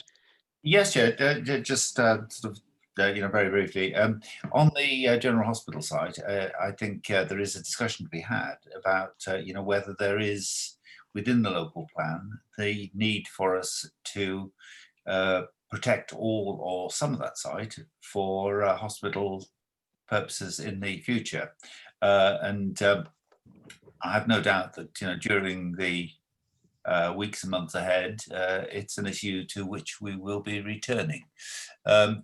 On the suggestion that we have a citizens panel on this, I think, Chair, the scale, the nature of the issues that we're discussing are ones that frankly just don't lend themselves to a single one-off citizens panel that comes to some sort of definitive advisory view. I think that the sort of iterative process that we have that does involve widespread public consultation, input from an awful lot of people, far more than could ever possibly be involved in a citizens panel, and the input from the elected representatives of the city, namely yourselves, is one that is most appropriate. And I think that to think that there is some sort of some sort of panacea to all of the of the issues that are facing us that could be done by a panel, I think on this occasion, is not likely to prove particularly helpful. But to return to the main point I wanted to make, which was the General Hospital side, there is undoubtedly a debate to be had. Okay, sorry, Grant, anything further to add? Maybe just a quick point in respect of the comment about having less control without an up-to-date local plan. The government requires us to have effectively 5 years worth of land supply in terms of our housing target, which we don't have at the moment. So the local plan will actually correct that position. And the fact that we haven't got an up-to-date 5-year land supply means that there's more of a presumption in favour of development in terms of the way the government rules work. So effectively, it's effectively harder to resist applications for housing development if you haven't got an up-to-date 5-year land supply. So that's what that point made. And the Freeman's Commons. Common. I mean, again, I guess there's a big debate to be had about the balance between residential and employment land, and the plans asking that question. Councillor Kitterick mentions relocating to sites, I guess in more peripheral locations. We're proposing to allocate around 44 hectares of development in the plan. And that actually has generated some concerns of the districts. They're actually saying that we should be concentrating on allocating those allocated land for housing development, because we're asking the districts to take about 8,000 of our housing need. So I guess there's certainly a question and a point that can be considered. I guess the other point I make is that I think Freeman's Common is actually, I'm afraid, is an example of a part of the city that's got, I guess, is going to be a bit more open season in terms of the new use class that I referred to, that Class E use class. I know the council may have some landlord controls, but from a planning point of view, I'm afraid that the landscape of Freeman's Common could change very significantly as a result of the new permitted development rights that have been introduced. Therefore, we should turn it over to residential then. Nice try, Patrick. Okay. Councillor Porter. Yes, Ted, thank you. I need to make a declaration on this because I've been campaigning for, well, actually not for, against 2 of the proposals in my ward in Ayleston. And I've been an active campaigner against any development on greenfield sites since prior to even being elected many years ago, and also during the local elections, the last local elections. But I mean, so I just wanted to put that on the record. You know, I am a seasoned campaigner to try and protect green spaces, but we all recognise, you know, that there's a requirement for housing. But the issue I think that's really troubling so many people in the city is that appears to be coming at the expense of all of the special precious green spaces that we've got in the city. The council's idea that you can tackle climate change by concreting over Leicester's greenfield sites is quite preposterous, really. The fact that, you know, since the last local plan went out to consultation, which was in early 2001, and then went through all the process and was finally adopted in 2006. But by around about 2002, 2003, the council had already identified a huge chunk of land, which we all know has just never been developed.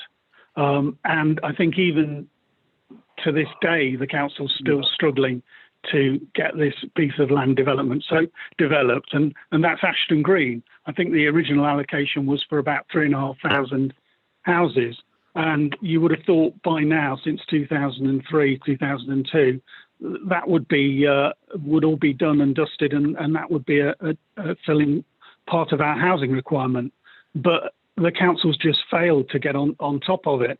So the proposals now are to eat up even more green spaces, and really, really precious green spaces, to put in housing, and the resistance that comes from the council to look at alternatives, I mean, it is mind-boggling. The fact that there's a proposal in the local plan for about 4,000 or 40,000 square meters of office space. Again, why create additional office space? There's thousands of square meters of vacant office space in the city currently. The suggestion that we need even more, especially in light of the worldwide global pandemic, again is very short-sighted. So I'm deeply unhappy about this proposed local plan because of the destruction that it's going to do to our green spaces. And I think there's one thing that even this Labour Council should have learned during the pandemic, is just how important it is to have good quality and easily accessible green spaces for people's physical and mental health. And I think unless the council does start to take on board the comments that I'm getting day in, day out, we're never going to do our bit to fight climate change, to prevent global warming, and we're never going to keep the planet safe and keep the polar bears happy if we continue to carry along this path of such high levels of destruction. I think certainly suggestions need to be looked at in terms of maybe building higher, but not that people are living in cramped and really, really limited accommodation. So we need to have exceed the government's minimum requirements for spaces, indoor dwelling spaces, and try and make sure that anything that is built to the highest environmental standards, and also that it has sufficient space inside if we are going to go build higher, that there are sufficient spaces inside the properties so people aren't hemmed in like battery hens, or then that may be like rabbit hutches. So that's my feel on it. And the other final point is how dissatisfied I am, and I think a lot of local people are as well, that this consultation is taking place during possibly the most severe public health crisis in the last 100 years. I think again it demonstrates the council's disregard for the views of local people, and people who aren't on the internet are going to be completely disenfranchised by this. I know Grant talks about a high level of responses, said 4,000 or so on petition, but I can say when I got involved in politics, which was to do with the local plan in Ayleston, we on our own for one development in Ayleston, we got over 2,500 objections to that. So I think if the whole city have only managed to get 4,000 signatures on a petition, then I think that reflects the fact that this consultation has been held during the middle of a pandemic. And I know Sir Peter wants to shut people's voices down by basically saying we can't have some sort of general meeting on it to plan how the cities should look. And I think that really is a wasted opportunity. And hopefully the Labour Party will pay the price at the time of the next local elections. Thanks very much. Thank you, Councillor Porter. Councillor Thalukdar.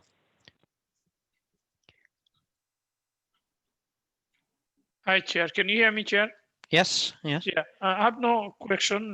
Thank you, and thanks to Grant for the presentation. Thank you. Okay, Councillor Waddington. Yes, thank you, Chair. First of all, I want to thank Grant and indeed all his team for the very hard work they put in on this plan, and I know how willing they've been to go and speak to commissions and indeed community ward meetings and so on. I recognise that it's difficult during a pandemic to involve as many people as one would like, but I think they've made tremendous efforts.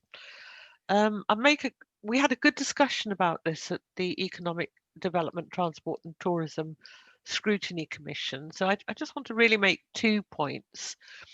The first is that the recording of the discussion, which is set out in the slides, perhaps I am not all that happy with the issue, the way it's been described in relation to the General Hospital site, because basically we were questioning the wisdom of releasing NHS land for housing when we know there's going to be an increase in demand for health facilities. So just make that as a point, but I think Peter's already acknowledged that that's something that is going to need further consideration.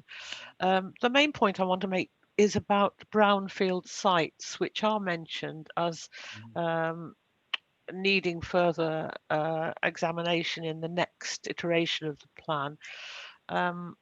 It is very important that we do take these into account and come forward with some strategies in relation to them. You and I, Chair, know that within our own ward there are a number of them, and been standing empty, derelict factories and wasteland for many years. They're eyesores and could be better used. And the argument that they're privately owned should not stop us from trying to designate them for constructive purposes, whether those be housing or employment sites. Otherwise, we will be perhaps using more green space for development when we have these sites available and standing there in unsightly way, waiting, looking like bomb sites, and could be, really good and useful sites for both housing or employment. So I just mentioned that now. Thanks. Thank you, Councillor Waddington. And finally, Councillor Wesley. Thank you. Fully support what Grant said in his presentation. We had a very deep discussion at the housing scrutiny. I am a big champion for social housing.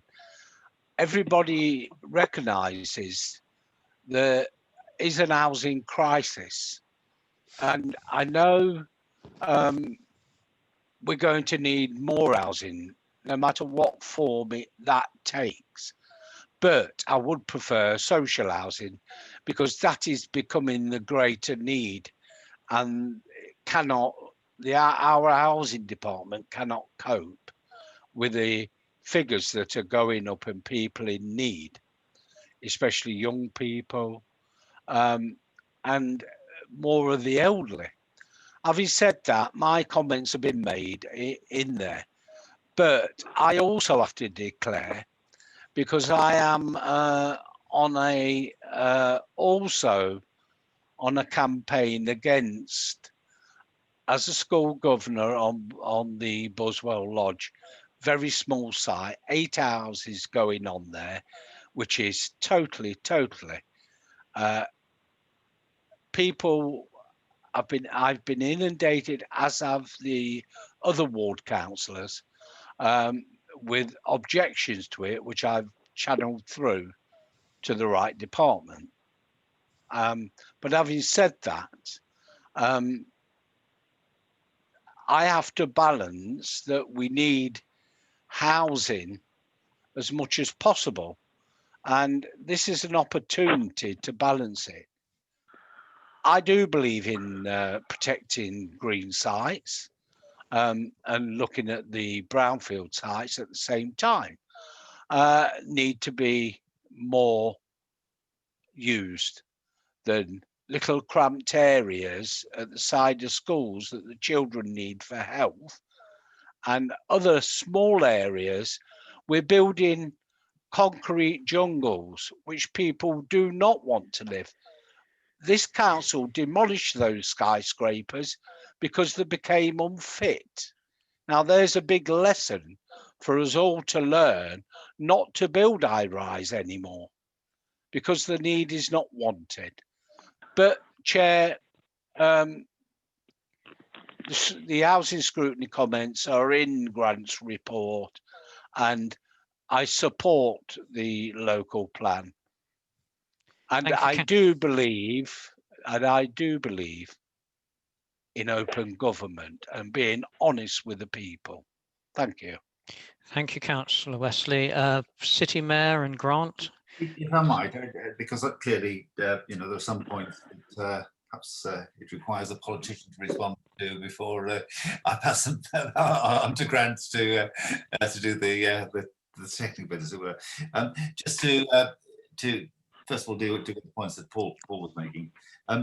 I think Paul's entirely right to remind us of the scale of the housing crisis in the country, and the fact that we in Leicester have a growing city with a growing demand for housing, and the need to do our bit to seek to meet the housing crisis, both by building social housing and affordable housing, and by enabling private sector development to take place as well. Because obviously by doing that and by making a greater availability of land, you enable those houses to be at a price that people have some chance, at least some people have some chance of actually being able to afford. Obviously, if you have an increasing shortage of housing, the house prices rise and become way out of the reach of anybody. So, you know, there is an obligation to get a full range of different types of development, as I say, including social and affordable housing. And I think it's very useful to be reminded that. The other thing I'd comment on with regard to Paul's comments is that, of course, you know, at this stage, a very wide range of sites are being put in the public domain for consultation.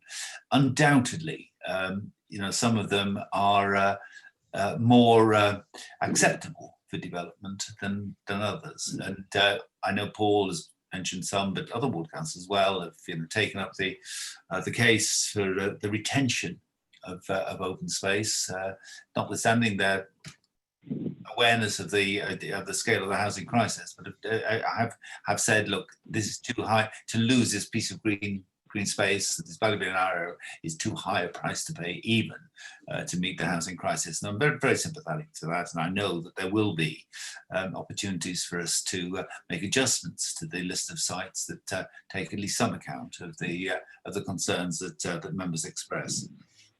Just again to reinforce in response to Sue the point about the General Hospital site. You know, clearly, I think we will all of us, you know, wish to be exploring with the NHS locally whether it is indeed the case, as many of us fear it might be, that were they to build on that site, there would be, certainly if they were to build it in its entirety, they might well be closing off opportunities for badly needed NHS facilities to be developed in the future. And there is, as I said earlier on, to use the phrase I used earlier on, a debate to be had. A debate to be had by us, but a debate to be had with them about the implications of what they're proposing. Also in Sue's comments, she talked about the need for us to focus on the development of brownfield sites in the city, and I think she's entirely right on that. And it is important that we continue to press to see those sites that remain in the city that have been former industrial sites brought back either into employment use or into housing use. You know, there are some areas where that pressure needs to continue to be applied to the owners. I would say, as I've remarked on previous occasions, though, that the intensity of development in Leicester and the availability of brownfield sites in our city is, are something that are not necessarily typical of all urban areas. We have a very intensely developed city and a comparatively small proportion of brownfield sites.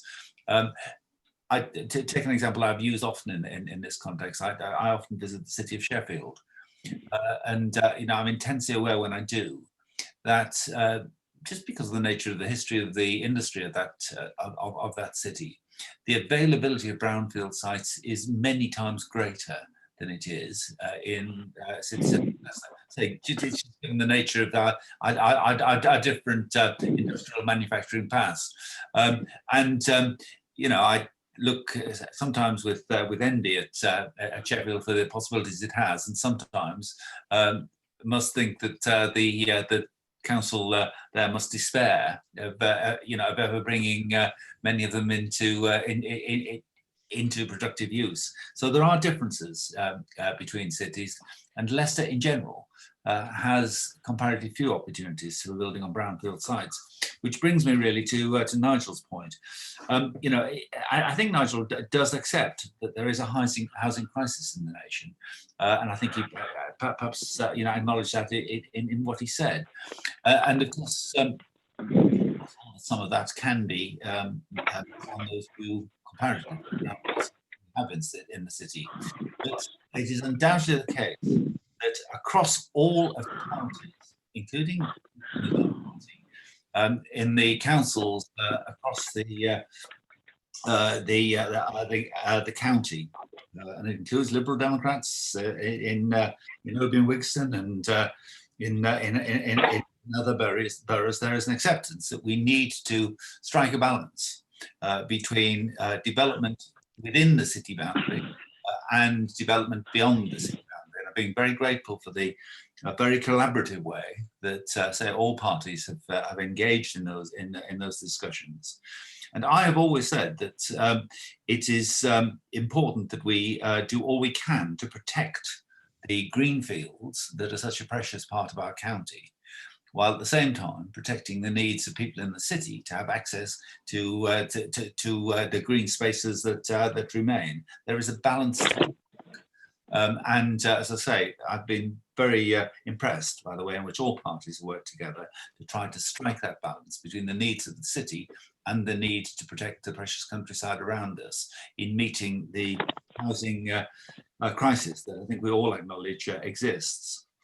Just a couple of, one very specific point, just to respond to Nigel, that he referred to Ashton Green, and I would just invite him to go up there and have a look sometime soon. It must be a very long time, what he was saying, since he's been there, because actually the development is taking place at a pace, and it's one of the achievements of the period while I've had responsibility as mayor that I'm particularly proud of, that we have actually got what had been pretty slow to take off. We have got an impetus behind the development of Ashton Green that is seeing some very rapid housing development there, and of course the possibility of development in the area around.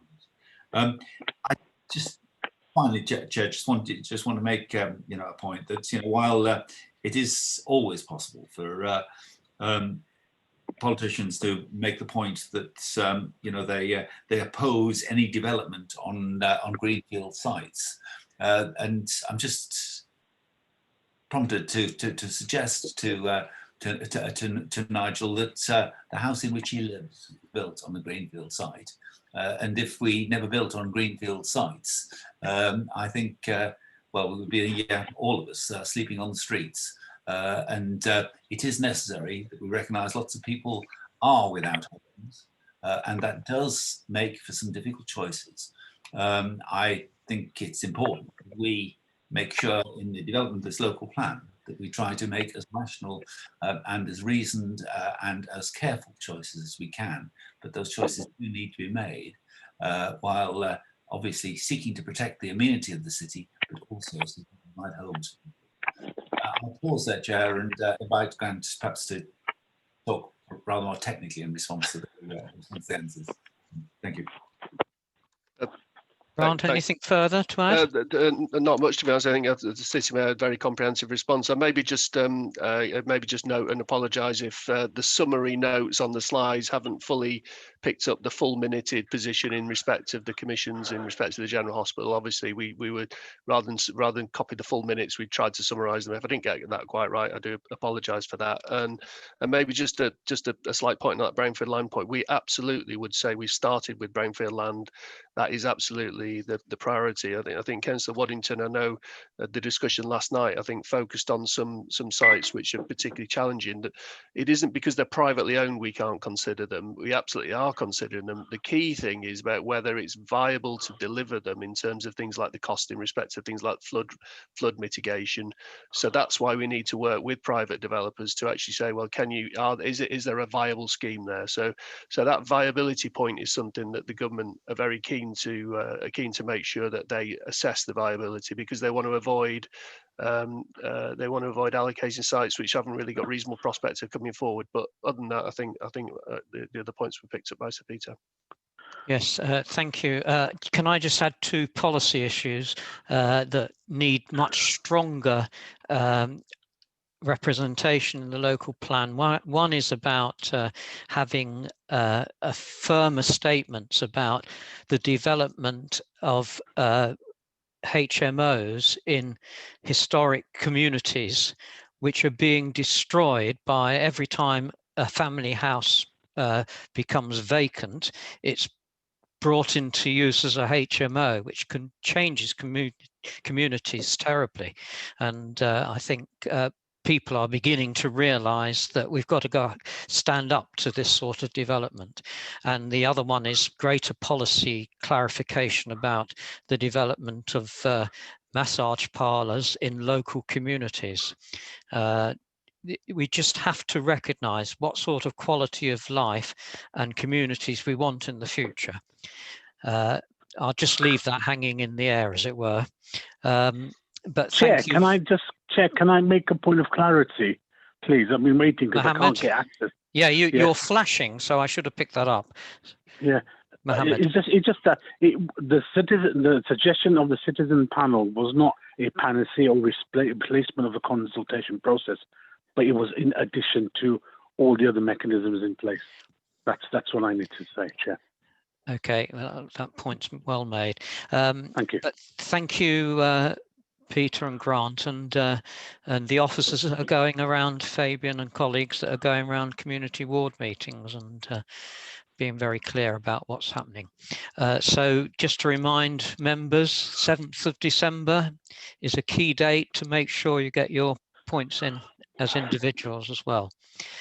Okay, we move now. I'm going to keep going because people can disappear if they need to for a short while, to, as it's now 6:07, to the next item, which is Women Talking City Listening report. And I believe that Councillor Patel wants to introduce this.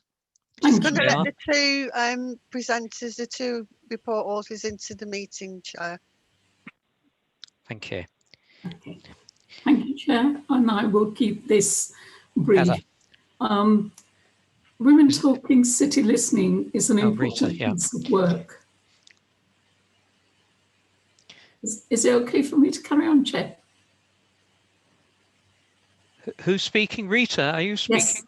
Yes. Your microphone is intermittent, let's put it that way. Oh, can you still hear me? Yes, I think so. Okay. I'll keep this brief, just to say that this is an important piece of work, not just for equalities, but in particularly giving women in Leicester a voice. And it follows on from the Centenary Project, which celebrated 100 years of votes for women. It's difficult to believe sometimes, I think particularly for younger women, that 100 years ago, or it's only been 100 years since women had the vote. The project was funded by Government Equalities Unit, and in fact, only 3 cities in the country were funded, ourselves, Leeds and Bristol. So we were very proud to have got the funds in order to do this. The project was delivered jointly by Neighbourhoods and Equalities team, and I have to commend them for their hard work and their creativity, particularly in the light of the fact that halfway through the project, COVID arrived, and that made things difficult in terms of ensuring that a wide range of communities and women from different backgrounds did genuinely get to engage with the project. The research focused particularly on identifying the barriers to equality and women's achievements and aspirations in the city. But one of the things that I think was remarkable was that women actually didn't just point out the challenges and the problems and the obstacles that were in their way, but actually came up with suggestions for possible solutions that both local and central government needed to look at in order to improve those things, both in the city and nationally. So I think it's a project that's well done. Money that we received, we spent really well. And I think the team, both in Neighbourhoods and Heather Copland in Neighbourhoods and Hannah Watkins in Equalities, need to be commended for. I'll leave it up to the officers to present all the details, but if there's anything else at the end, I'm happy to answer questions. Thank you. Thank you, Councillor Patel. Over to Heather. Heather, I believe. Thank you, Chair. And thank you to the Commission for inviting us along. I'd like to reiterate some of what Councillor Patel was saying about, we were very pleased to get the funding in the first place, and definitely, it was led by Neighbourhood Services, but we could not have done that without the support that we got from the Equalities team. So thank you very much to them. In terms of the pandemic, it's absolutely true. We had some significant issues there. Halima, who was doing the engagement work, had a large number of focus groups planned during April and May, and of course none of that could go ahead. And new plans had to be made. However, I would like to say that that gave us something of a unique perspective. Both of the other cities, Bristol and Leeds, had finished their research by then. And so we are the only city who's got information about talking to women about how they were impacted by the pandemic. And Government Equality Office have said that they're very grateful for that research. So that, as I say, puts us in a unique position. Basically, the research sought to identify barriers to equalities and to women's achievements in modern Leicester, and to put those voices of women and their insight, importantly their solutions, exactly as Councillor Patel has said, forward into the report. Megan and Halima have now left the City Council. Their contracts were specifically around the project, but both have very kindly agreed to come back tonight to look at how they might explain the stuff to you, the report and the research to you. If I hand over first of all to Halima. So Halima was responsible for all of the engagement, and Neighbourhood Services was very important in that, because we have the buildings and the connections with local communities. So we looked very much to maximise the potential of those partnerships that we already had. So Halima will start first, and then Megan will take us through the research itself and the recommendations. So if I could hand over to you, Halima. Yeah, thank you, Heather. So I'll just cover a little bit about the engagement of the project. So as part of the project, we engaged with 330 women across the city, with some responses coming from women who lived in the county. And we had a really good spread of participants from a range of backgrounds. And we aim to remove the barriers to participation through offering flexibility with times when we held focus groups. And offering to reimburse childcare and transport costs, arranging for interpreters, and arranging to meet any other additional needs that any women might have had. And our criteria was that participants who identify as female and were aged 18 or above were welcome to come and take part in the project through one of our different methods. So the different methods we engaged through were face-to-face and digital means, so focus group activities, one-to-one interviews, an online consultation, and we also utilised an online platform called Dialogue. we reached out to and worked alongside a range of internal and external stakeholders so that we could gain access to their service users. And this included engaging with existing existing groups and community centres and libraries and local VCS organisations and businesses.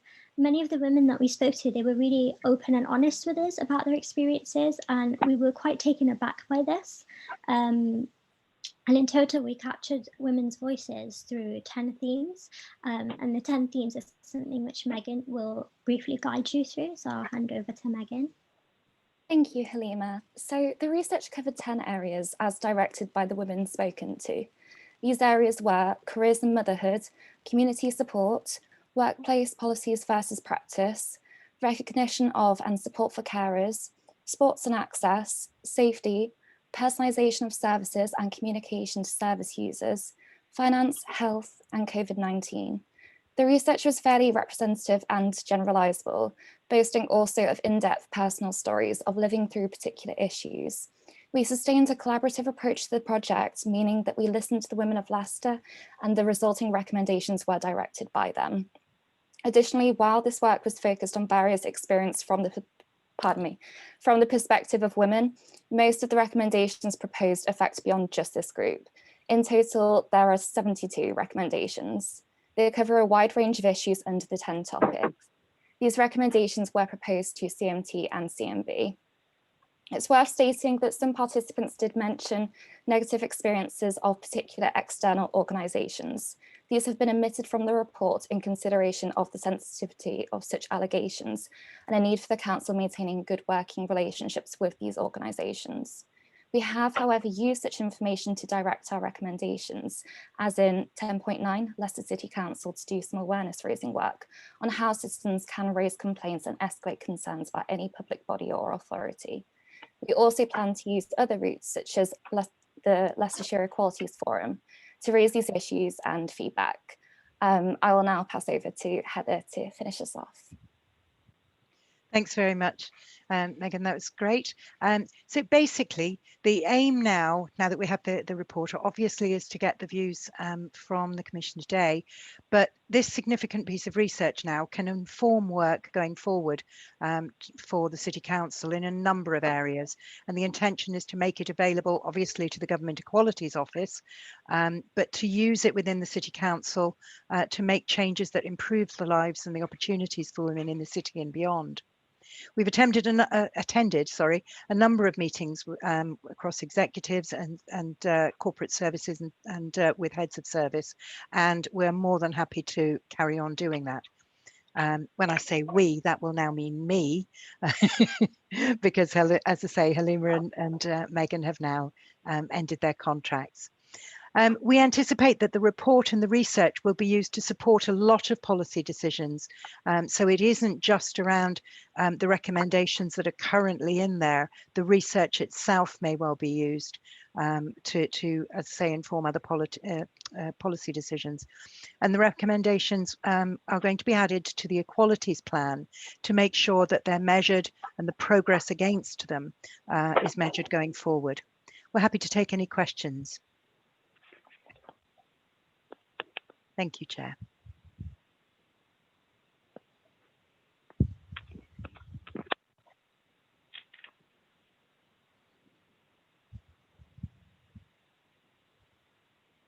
Ted, you Ted, need me. unmute yourself. Unmute yourself.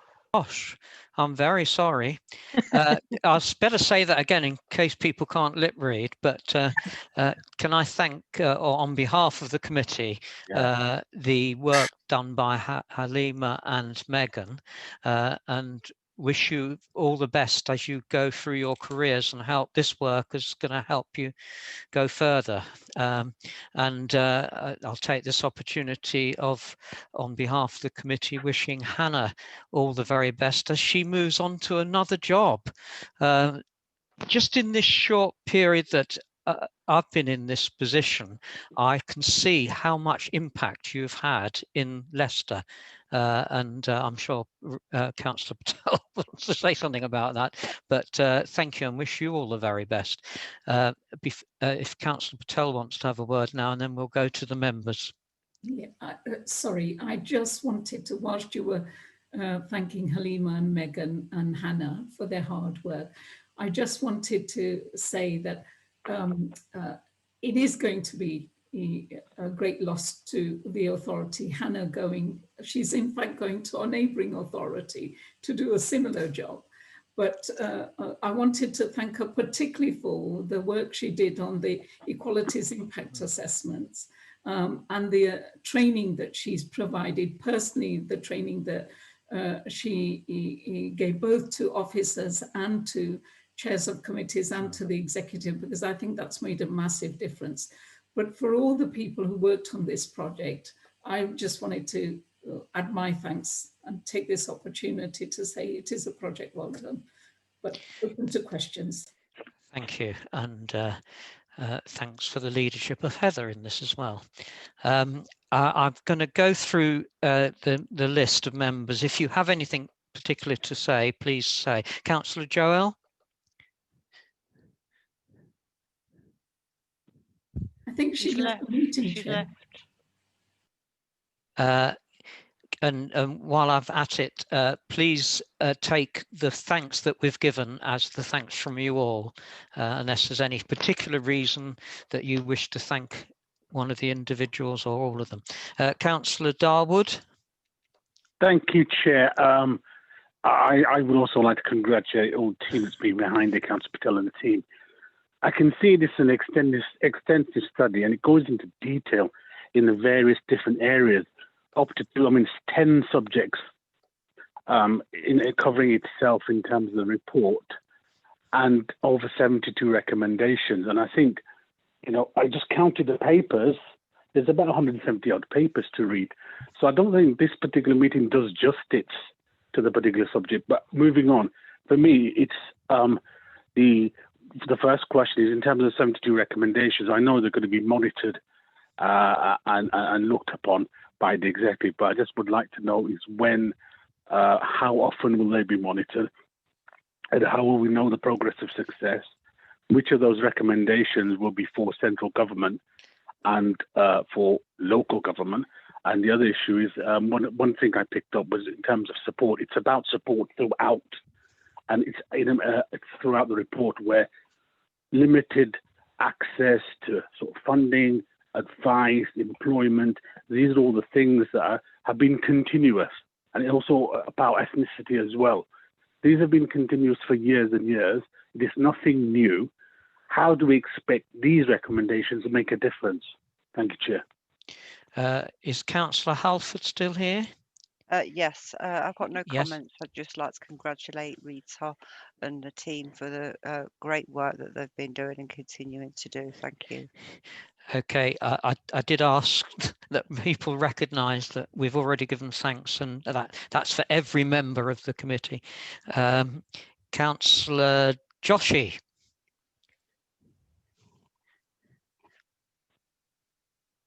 Oh, I think he may have gone. Yeah, sorry. He did arrange to go earlier. Chair is just rejoining the meeting again, literally. At this moment, Councillor Joshi, have anything to say about the Women Talking City Listening report, or do you want to have a few minutes before we come back to you?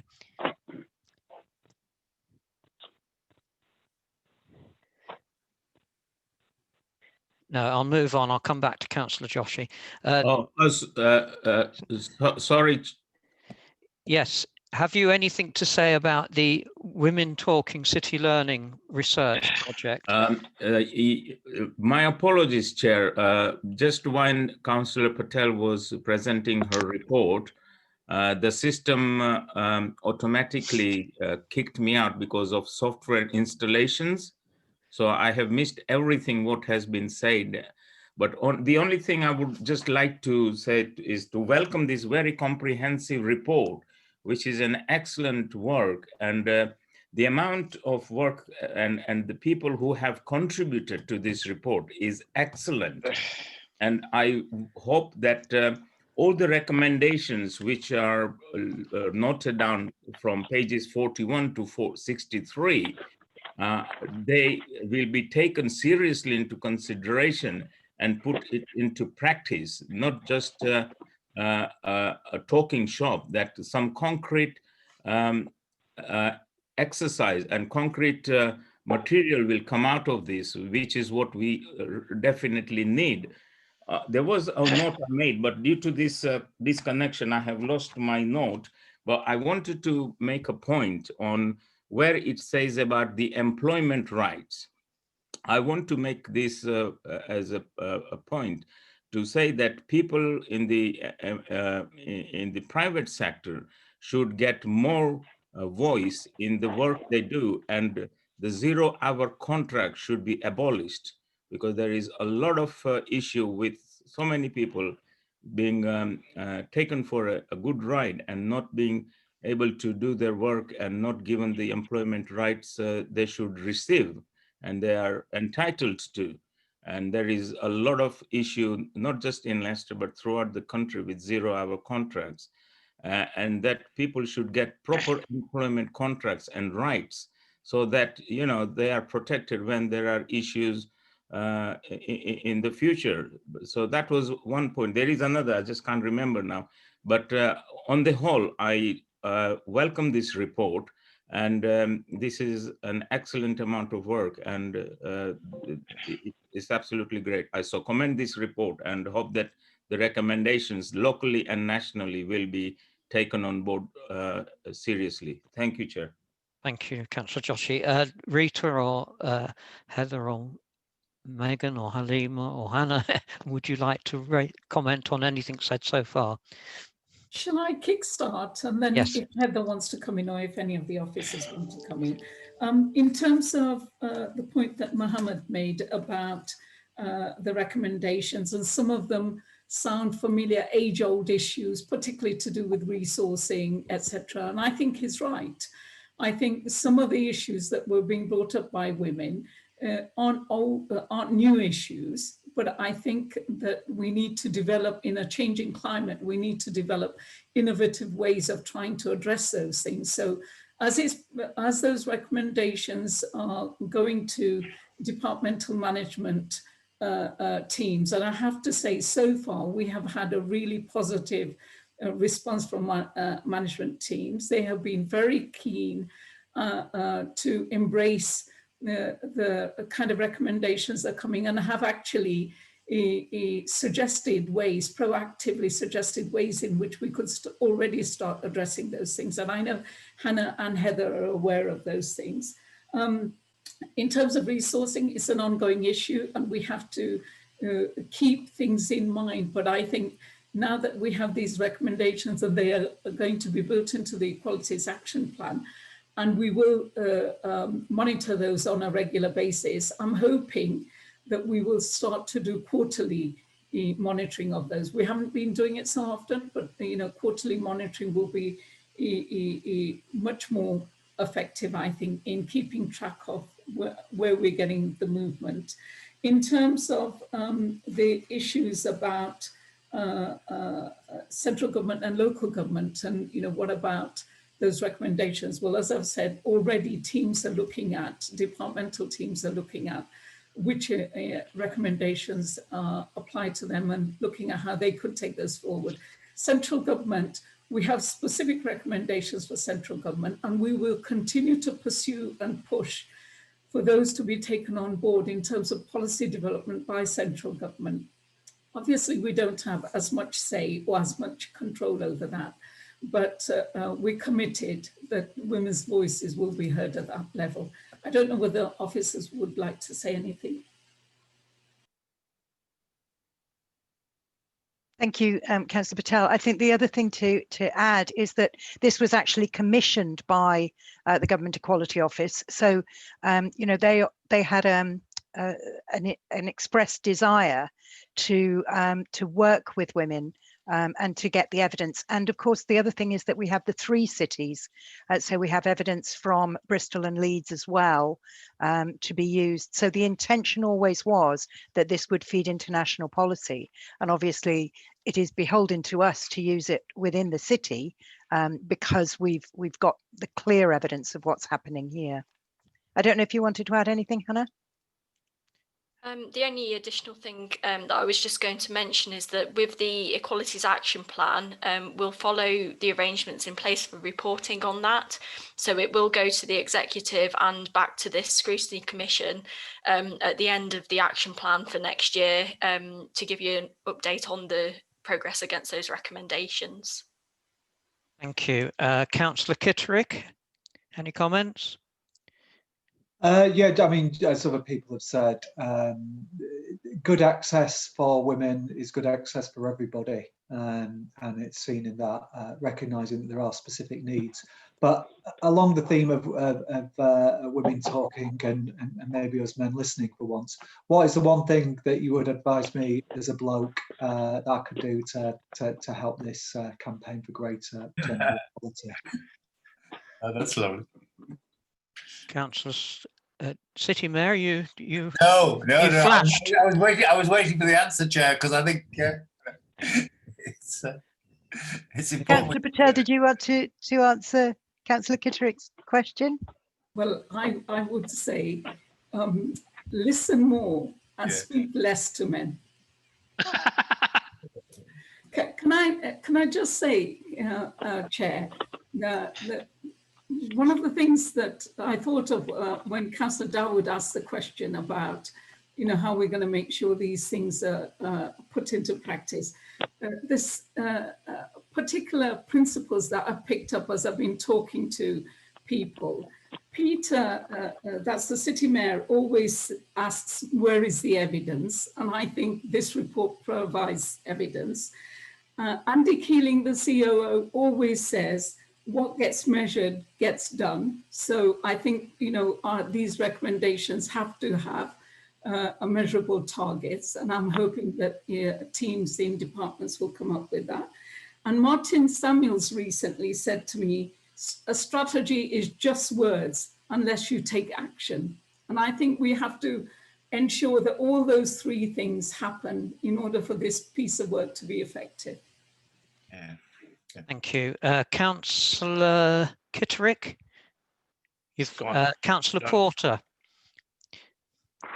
Yeah, thanks, Chair. Obviously, as a feminist myself, I welcome this report. And all I can say is that I'm sort of slightly disappointed with some of the comments that I've heard so far from members. I mean, I think the efforts that are in the report are pretty clear. And I think it's quite shameful that Sir Peter and other members are laughing when they're trying to say, what can I do to do my bit, basically, and they find that amusing. I think in 2020, if senior members of the Labour Council don't know what they need to do in terms of equality and fairness, then I think that speaks volumes. I think another member did also mention that their concern, which I share again, is that this could just become a talking shop. I think you'll all remember that one of the first things Sir Peter did in 2010, when he was elected as city mayor for the first time, was sack the most senior woman in Leicester City Council. And I think it speaks volumes that even to this day, the majority of senior officers within the council are male. If we need to be more caring, and we need to be more fair and a lot more equal. And I think unless the senior people within the Labour Council start to take this matter seriously, then there isn't really going to be very much progress. And the fact that, it's taken until 2020 for an excellent report like this to be made public, again, speaks volumes. Why has it taken so long? Why aren't these things not concerns? Why are they being highlighted today as things that need to be addressed? They should have been dealt with many, many years ago. Thanks, Ted. Well, can I just say, I think you're misreading a lot of people's comments and how they view the situation. This is not the beginning of something. This is a report requested by, as I understand it, by the government. A lot of these things are being done anyway. It just highlights them. And I can add at this stage, while I'm on my feet, as it were, that we have to be careful in such a wide-ranging report that things don't get lost. And I think that monitoring is going to be crucial. If I just take one area, which is on domestic violence, there's some really crucial stuff in that little bit. And it could get lost a bit if it's not monitored properly, because there's 72 recommendations is rather a lot. So it may be the old academic in me that says that you can lose focus by going too wide-ranging, but that aside, I'll just leave that. Councillor Falukdar. Hi, Chair. I welcome the report. I was ready to not to talk, but I have to have a few questions and recommendation, because Rita just told is a Leicesterman should listen. Yeah, I just wanted to know, in this report, can you add something about couple who is getting benefits and making sure that the partner is getting that money to direct to their bank account, like omens, if you're talking about omens. I have a few cases like this. Women are not getting any money into their hand because the tax credit or universal credit is going direct into man's account. So this issue should be written in this report and should go to the central government, because some of the funding we don't run it as a council maybe, but this is a burning issues now, because we as a multicultural city, you have people moving in here who don't know the system and can't speak English. So women should get their money into their account, split into their account, so they get some money, not like depend on man's what he buys or what he gets. Thank you, Chair. Okay, I have an answer to that, but I will leave that to Rita and everybody. Whose report is this? It's not our report. Councillor Waddington. Yes, thank you.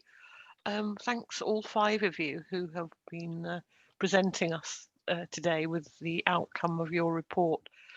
It only arrived with me yesterday, so I must admit I haven't read the whole report as fully as it should be.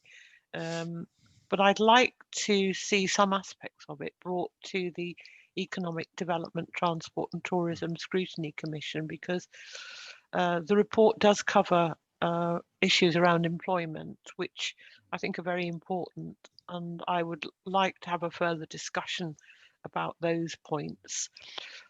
Secondly, I think the issue of safety might be highlighted even further than the report itself presented. I know that women are sometimes anxious about leaving home for a variety of reasons. They don't feel safe. And indeed, some of them have been subject to abuse, particularly women from Muslim backgrounds, because of the veil, have experienced very difficult situations when they've been out. But all women at times, particularly I think at night in the dark, feel somewhat vulnerable when they're out and about.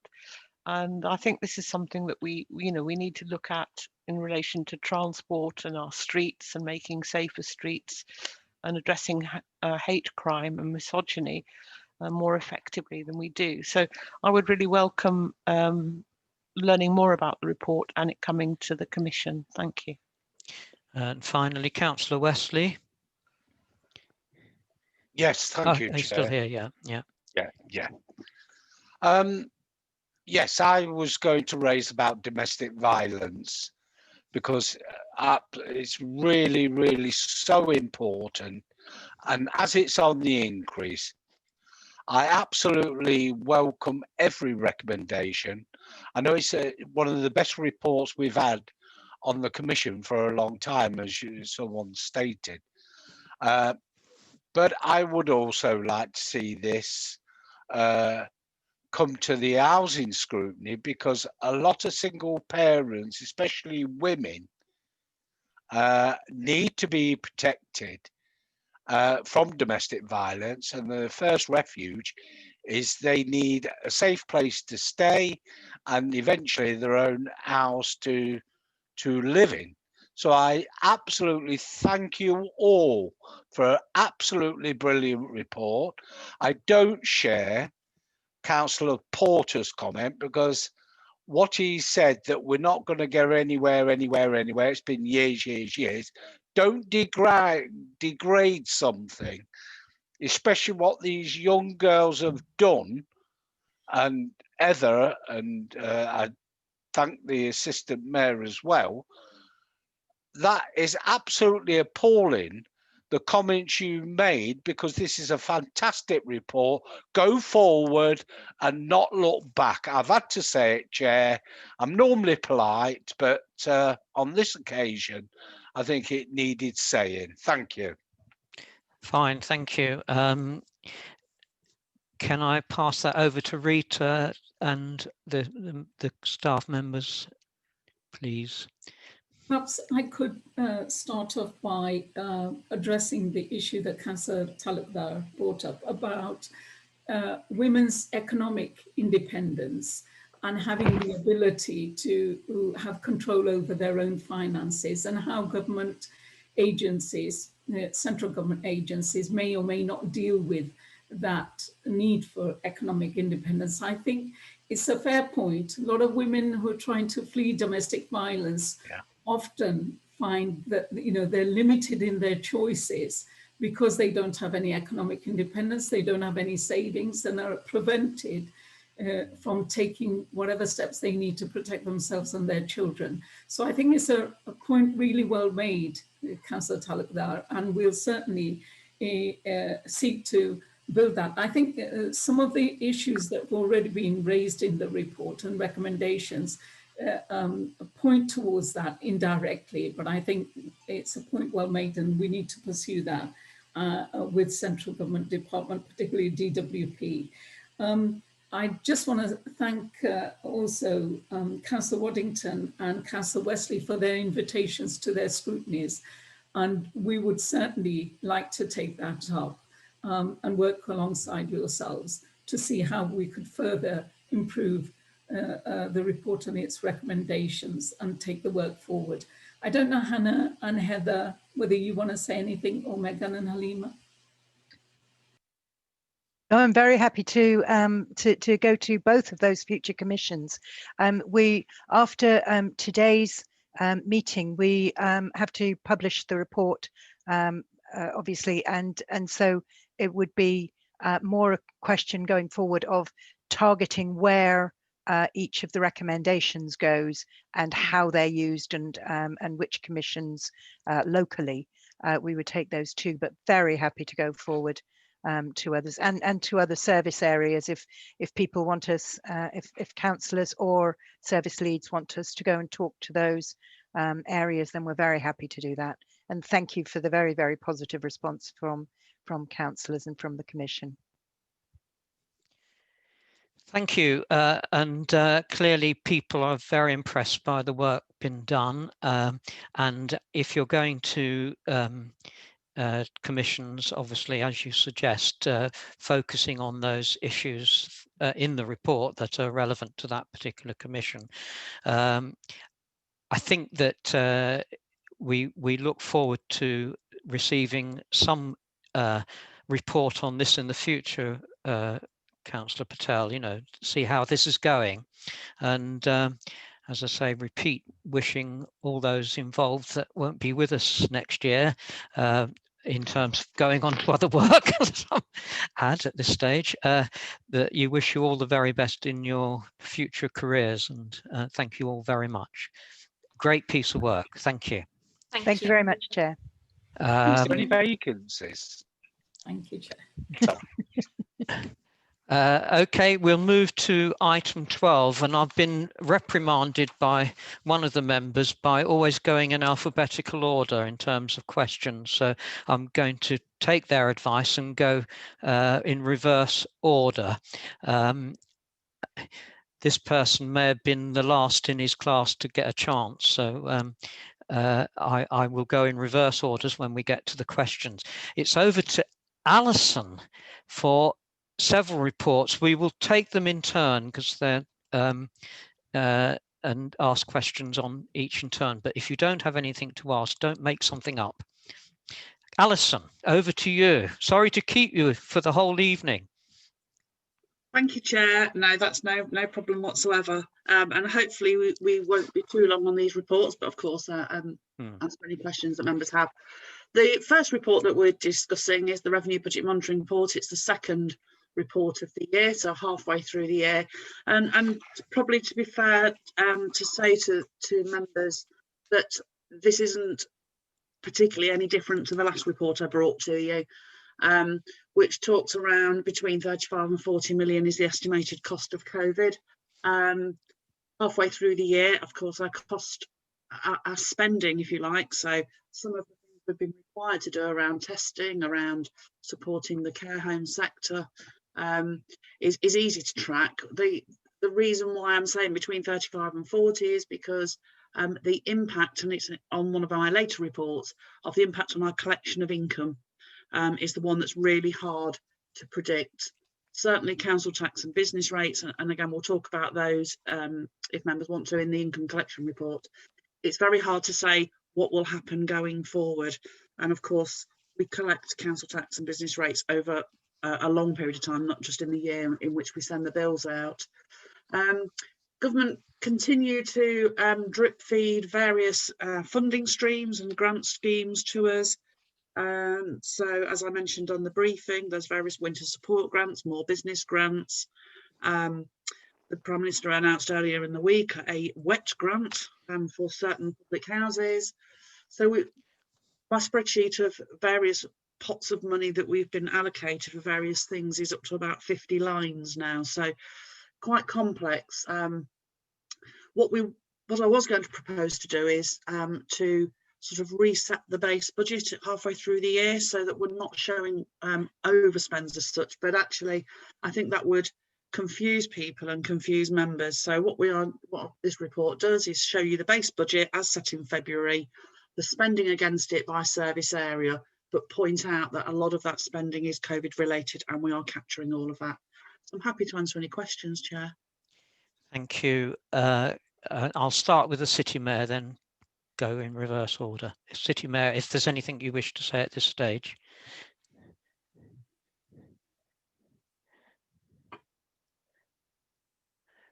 Okay. Paul Wesley.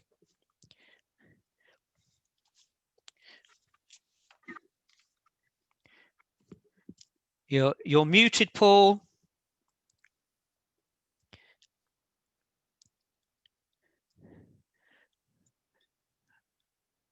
Unmute yourself, please. That's it. Can you hear me? Yes. Yeah, I'm just disappointed with the overspending housing. I accept the reasons why, but especially with the amount of void with rents we're losing. Thank you, Chair. Okay, Councillor Waddington.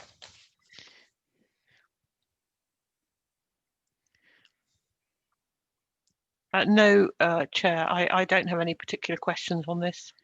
Councillor Thalukdar.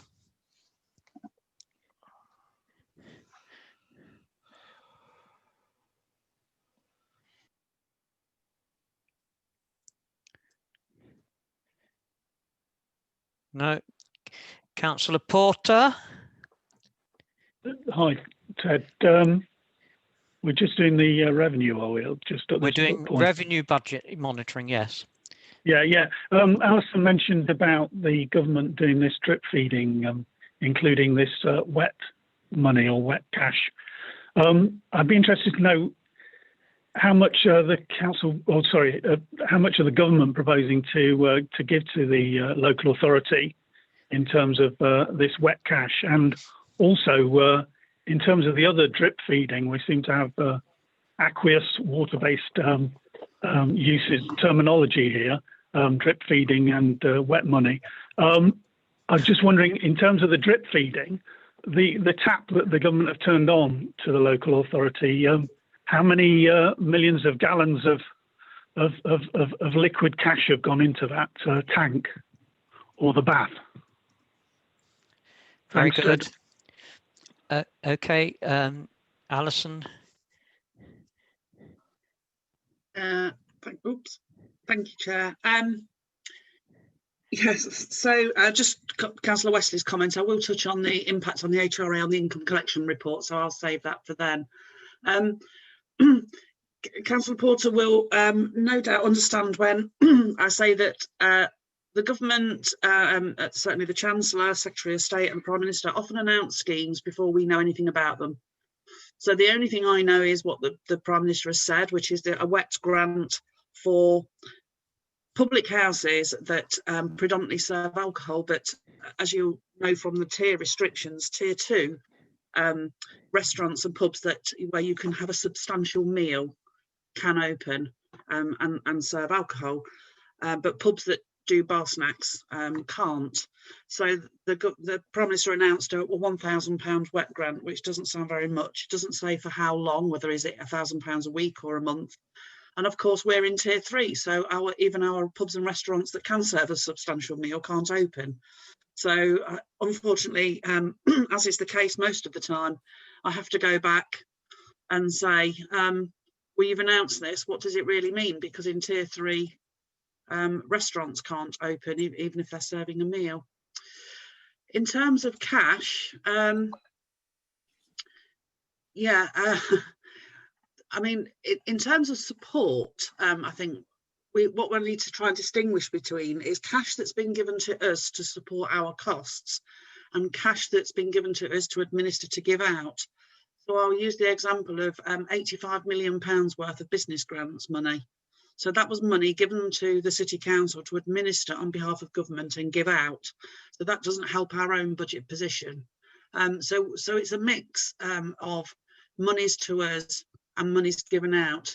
The beginning of the report, and as I say, it's a moving feast because almost weekly there is announced small schemes of some sort or another, but the beginning of the report on page 211 in your pack does set out some of the additional funds about the business grants, rate reliefs, council tax reductions. All in all, with the money that we've administered and given out to other parties, we're sort of handling about £128 million, a huge amount of money, of which 100 million of that is money that we pass on to businesses. So it's been a really massive scale for my staff and particularly my benefits service administering business grants since early summer. Okay, thank you. Councillor Kitterick. Sure, trying to do revenue budget monitoring during COVID is a bit like trying to gather leaves up in a hurricane. It's not really, to be frank, our usual way of analysing how the council is doing is always going to be out of whack. So I note the report, but I don't think you can come to any huge conclusions until all this COVID stuff's over. Fair enough. Councillor Joshi. Wise words. He's not here now. Councillor Holford. No, I have no questions at this time, Chair. Councillor Darwood. I'm here, Chair. You're here somewhere. Any questions? Yeah, I was trying to unmute this system, but it's... Oh, Rush McCann. Sorry, I went past you too quickly. No, I mean, I share the same sentiments as Councillor Kitterick, as this is very uncertain times due to COVID-19, and it's difficult, naturally, you know, to do all the necessary adjustments. So, but naturally, my concerns are of the underspend of £34.5 million, and And underneath it says unring fenced government grants of £33 million will assist with meeting this forecast. So can Alison just give a little bit of explanation between this unring fenced money of 33 million compared to the total general fund of minus 34.5 million pounds? How does that affect each other? Yes, so Chair, oh, sorry, Chair, do you want me to answer that one, or do you want to? Yes, please, Karen. Yes. Yeah, so the overspend we're predicting of the 34.5 is taking what we know that we've been spending, what we project we're going to keep on spending, and also picking up the loss of income. So we know our leisure centres have been closed, our parking income is significantly depleted, and so on and so forth. So 34.5 million is based on what we have done, what we know we're going to do, and what we think the longer term impact is going to be for this year. The 33 million of emergency funding, so the government have done in 3 tranches, given local authorities unring fence money to respond to the pandemic. So it is our choice of what we spend that on. It is predominantly to cover our costs associated with the pandemic. So you can see that at the moment, we're sort of not a million miles away, but of course we're halfway through the year and I don't know what's going to happen. So, you know, of course I'm going to be cautious. The government income loss scheme does not compensate us for the total loss of our income. It is a formula based. So we have to take a hit of about 25% of loss of income. And it also doesn't cover you for loss of commercial income. So those local authorities that invested heavily in commercial activity, like shopping centres and so on and so forth, will not have that income loss for rents not being paid. So of course, you know, we're being very careful. We're making sure we spend what we need to spend in a measured and mannered way to make sure that we can deliver this year's budget within the resources we have available. But what's really going to be key is managing it going forward, because some of these costs are going to continue for some time. Losses of income will take a considerable time to get back to normal. You know, when will we see a show at De Montfort Hall with a full packed audience of many thousand? You know, it could be some considerable time. So I think, you know, I agree entirely with Councillor Kitterick. It's really hard to do, but I do have to do my best to present to you where I think we are. Thank you, Alison. Councillor Darwood. I don't know if he's still there. Councillor Joel.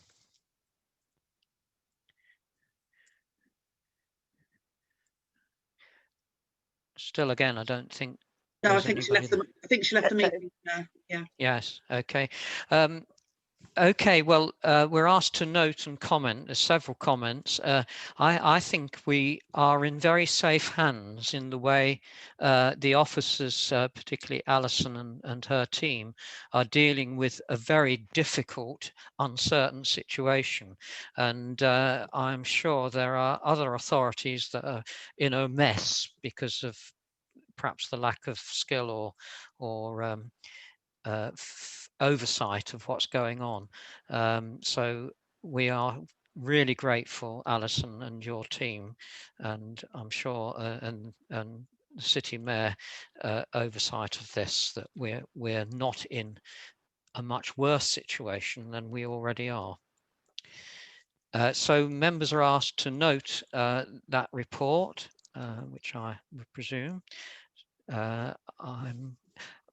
City Mayor, I did ask you at the beginning of that run through whether there was anything further you wanted to say. My apologies, Chair. My apologies, Chair. I was muted there. No, Chair. There's nothing significant. I mean, obviously, Alison's explained it, and other members have commented on the uncertainty. I rather liked Patrick's metaphor. It was a particularly apt one. I may borrow it, and I'll try to attribute it to him. Okay, thank you. Just one minor question. All these grants that the officers are delivering to businesses, etc., do you get any funding to pay for the officers' time to do that? Unusually, Councillor Cassidy, yes, we do. Good. Not very much. Mm. Under the new burdens doctrine, when government asks us to do something that is not our sort of core job and it is new, and well, they're directing us to do something, they do have to give us some administrative funding, but it's not very much money. For Okay. £85 million worth of grants, they gave me £45,000. Oh, right, gosh. But I'm Okay. thankful for it. Yes. I'll Thank take you. it. Thank you. Then we move on to the capital budget monitoring, which is item 13. Yeah, thank you, Chair. Not dissimilar to the revenue report. It's not hugely different to what I told you last time. As is quite usual with capital, various grants come in during the course of the year, and so there are some recommendations there at adding schemes to or increasing schemes to the capital programme. They're set out on page 224 in section 2, the recommendations. So I won't read down the list, but we've had some Historic England grant, some Emergency Active Travel Fund grant from the DFT. We were successful in our bid for additional funding towards a jury wall project from the business rates pool as part of our museum strategy. And we have 2 bids in for business rates pool funding on that, one for next year as well. So it is quite normal for us to add schemes during the course of the year. It remains the case that a significant proportion of our capital programme remains delayed. We're still showing as green because the delay, of course, is beyond our control with issues relating to the pandemic.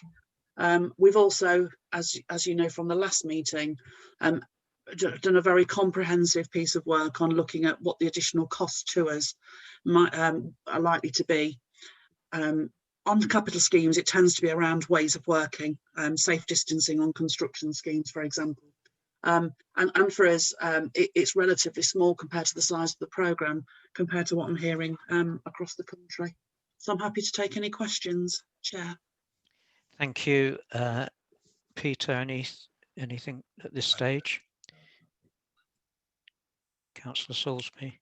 Sorry, Peter Salisbury, sitting there. I was that for many years, Chair. No, nothing again like that. Okay, well, we'll keep in reverse order. Councillor Wesley.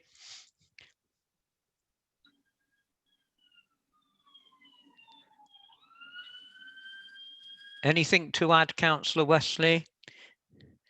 No comment. Right, okay.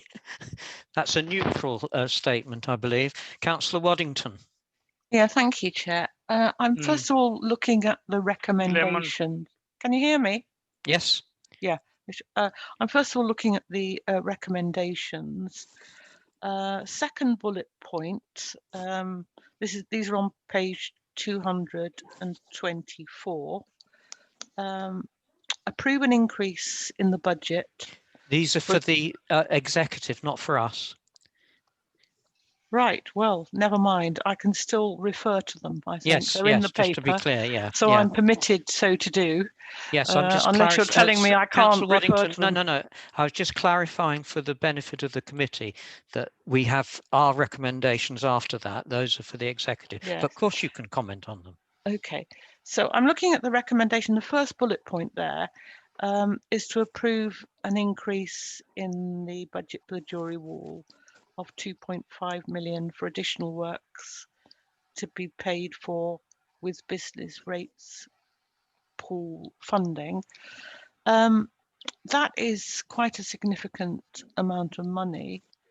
I didn't find any detail looking at the appendices of why this additional amount of money was required, or what the business plan for that was. So I was somewhat concerned that we were being asked to endorse, or at least being asked to scrutinise that decision without the detailed information, because I'm sure that 2.5 million could be spent on a variety of capital works, including perhaps building more council houses. And there's also in the next paper, when we're talking about debt, some suggestion that we aren't going to get perhaps the amount of business rates that we might have expected in a normal year. So that was the first question, I suppose. Also on those recommendations, the last bullet point refers to a transfer of 349,100,000 from one pot to another, and I'm just wondering again, because there's no detail in the paper, what that's going to be spent on exactly. It's going into Connecting Leicester, but it doesn't tell us which schemes are going to be funded from that. So I would like a bit of more detail on that. Then on page 244, I think it's 244.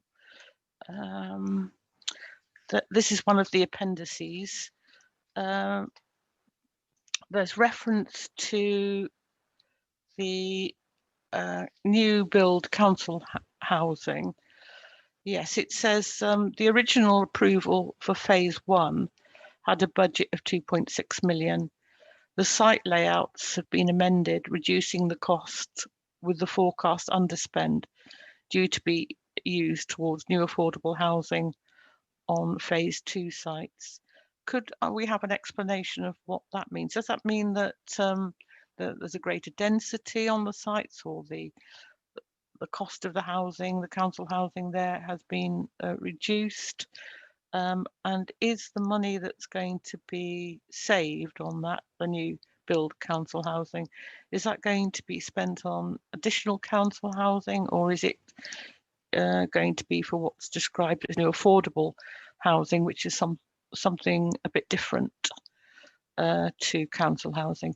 Yeah, so those are the points and questions I had to make. Thank you, Chair. Yeah, thank you. I think we better get responses to those first. Peter or Alison? I'll let Alison. Or Amy. I'll come in first. Yes, thank you, Chair. So on Jury Wall, the business rates pool is I'm sure most members will recall the business rates pool. We pool our business rates returns with the county and all the districts. The nature of the county and the city is that we don't generate enough business rates, and so we're called a top-up authority, and the districts generate more business rates than their share that they're allowed to keep, so they're called tariff authorities. If we all pull together as a region, we get to keep business rates growth. If we stayed separate, we wouldn't get to keep that growth. So we have what's called a pool, which was agreed by government, and we administer the pool's administered by the county. And so the growth is bid for by the local authorities and overseen by the LEP to ensure that we're looking at strategic priorities of the LEP. The business rates pool funding referred to in here for Jury Wall was 2.5 million, but the pool position and the allocation of that funding isn't known until after we've set the capital programme. So we were always very hopeful of receiving the 2.5 million business rates pool funding towards, and we talked about it as our museum strategy, because in the early days of bidding for the money, we were still in the design phase of the Jury Wall scheme.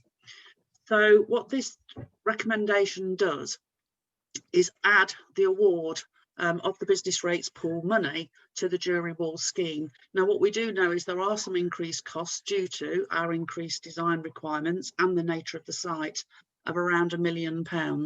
But at the moment, it's not necessarily the case that all of the £2.5 million may be needed for this scheme, or it may feed into the wider museum strategy. To answer Councillor Waddington's question about can we spend it on anything else, then the answer is no, we can't. We bid for it as museums capital funding, and we are required to spend it on museums capital funding. I'm now going to hand over to Amy to answer the other two questions, as she's closer to those two particular items. Okay, so the next one was, I think, the 349,000 transfer from highways maintenance to the Connecting Leicester. Now that was some also it's the emergency active travel grant, so it's similar to the other one that we're adding as part of this programme. Now that was for cycleways and walkways, but what we did when we added it to the programme, we put it on highways maintenance, which is probably just, if I'm honest, a bit of a mistake on our part, and we should have put it onto Connecting Leicester. So we're just correcting that and putting it into the right sort of area, properly showing to yourselves what we're spending that money on. So I hope that one answers that. In relation to the housing and the underspend on there, that is because when we initially did our plans, we estimated how many properties would go onto each site. And obviously, once you get down the line of looking at all the utilities and stuff that need to go on, and you've gone through planning, that can vary, and it has meant that we've got less houses on those sites than we initially planned. However, what we do plan to do is use that money for future sites, so it will still be spent on council dwellings, just on other sites to what we initially planned. I hope that answers your questions, Councillor Waddington. Thank you. Move to Councillor Fallockdale. Hi, Chair.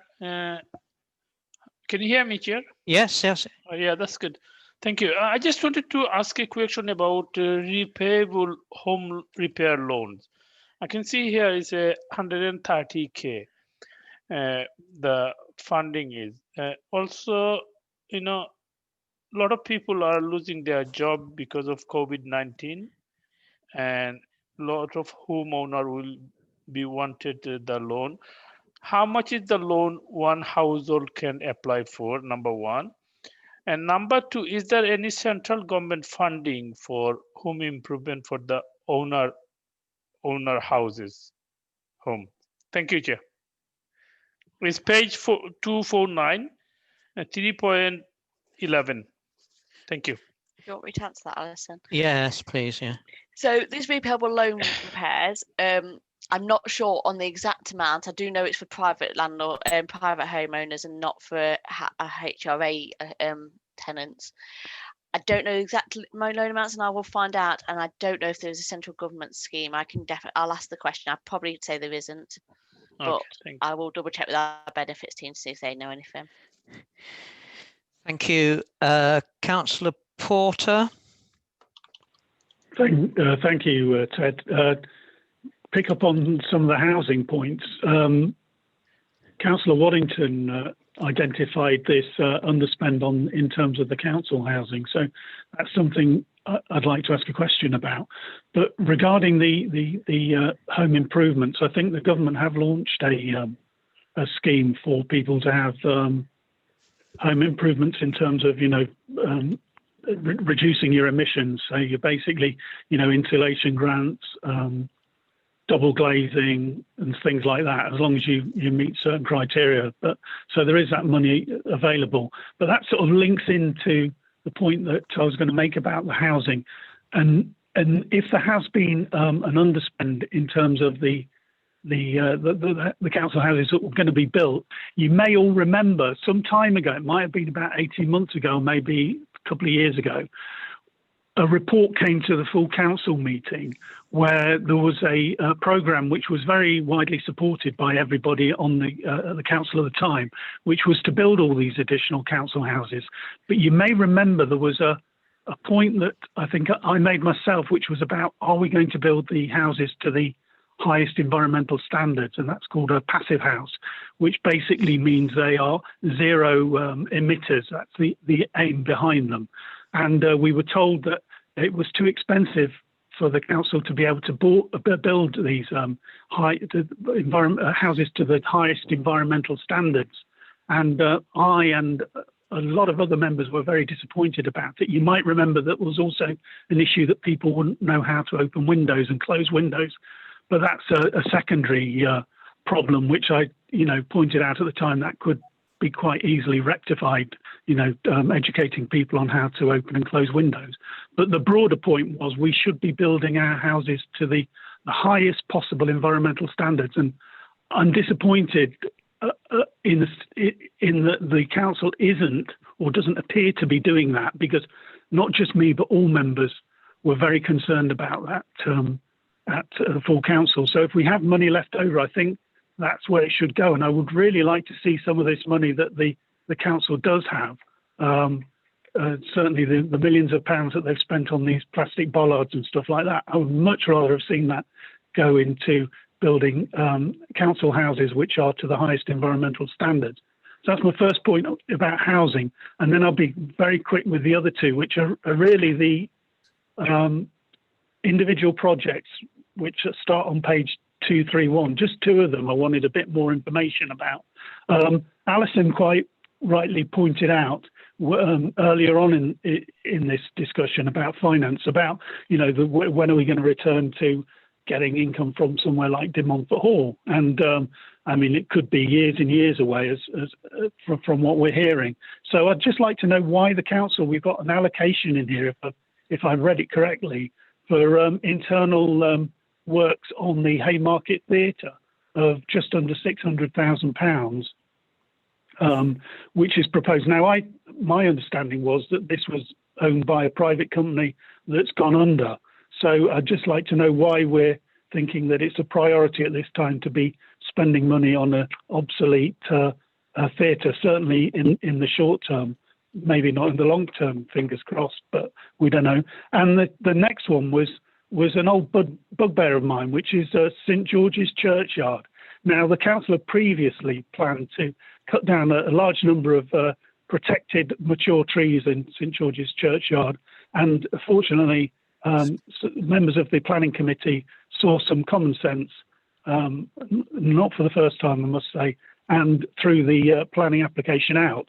So that was put away and kicked into long grass, and I was hoping it actually been buried, but not in the churchyard, but somewhere else in the council. But it's here. We've got £812,000 budget, and we've got a proposed forecast completion date for March 2022. So is this like another one which the council just won't let lie? They're just going to keep pushing it and pushing it until they cut all these lovely trees down. Okay, thanks very much, Ted. Okay, who's going to have a go at all those? Alison? Yeah, I'll start on those, Chair, thank you. So the housing point, and I can understand what Councillor Porter's saying. For the council housing, social housing, there is quite a strict ratio between cost and rent and what we can spend on new housing.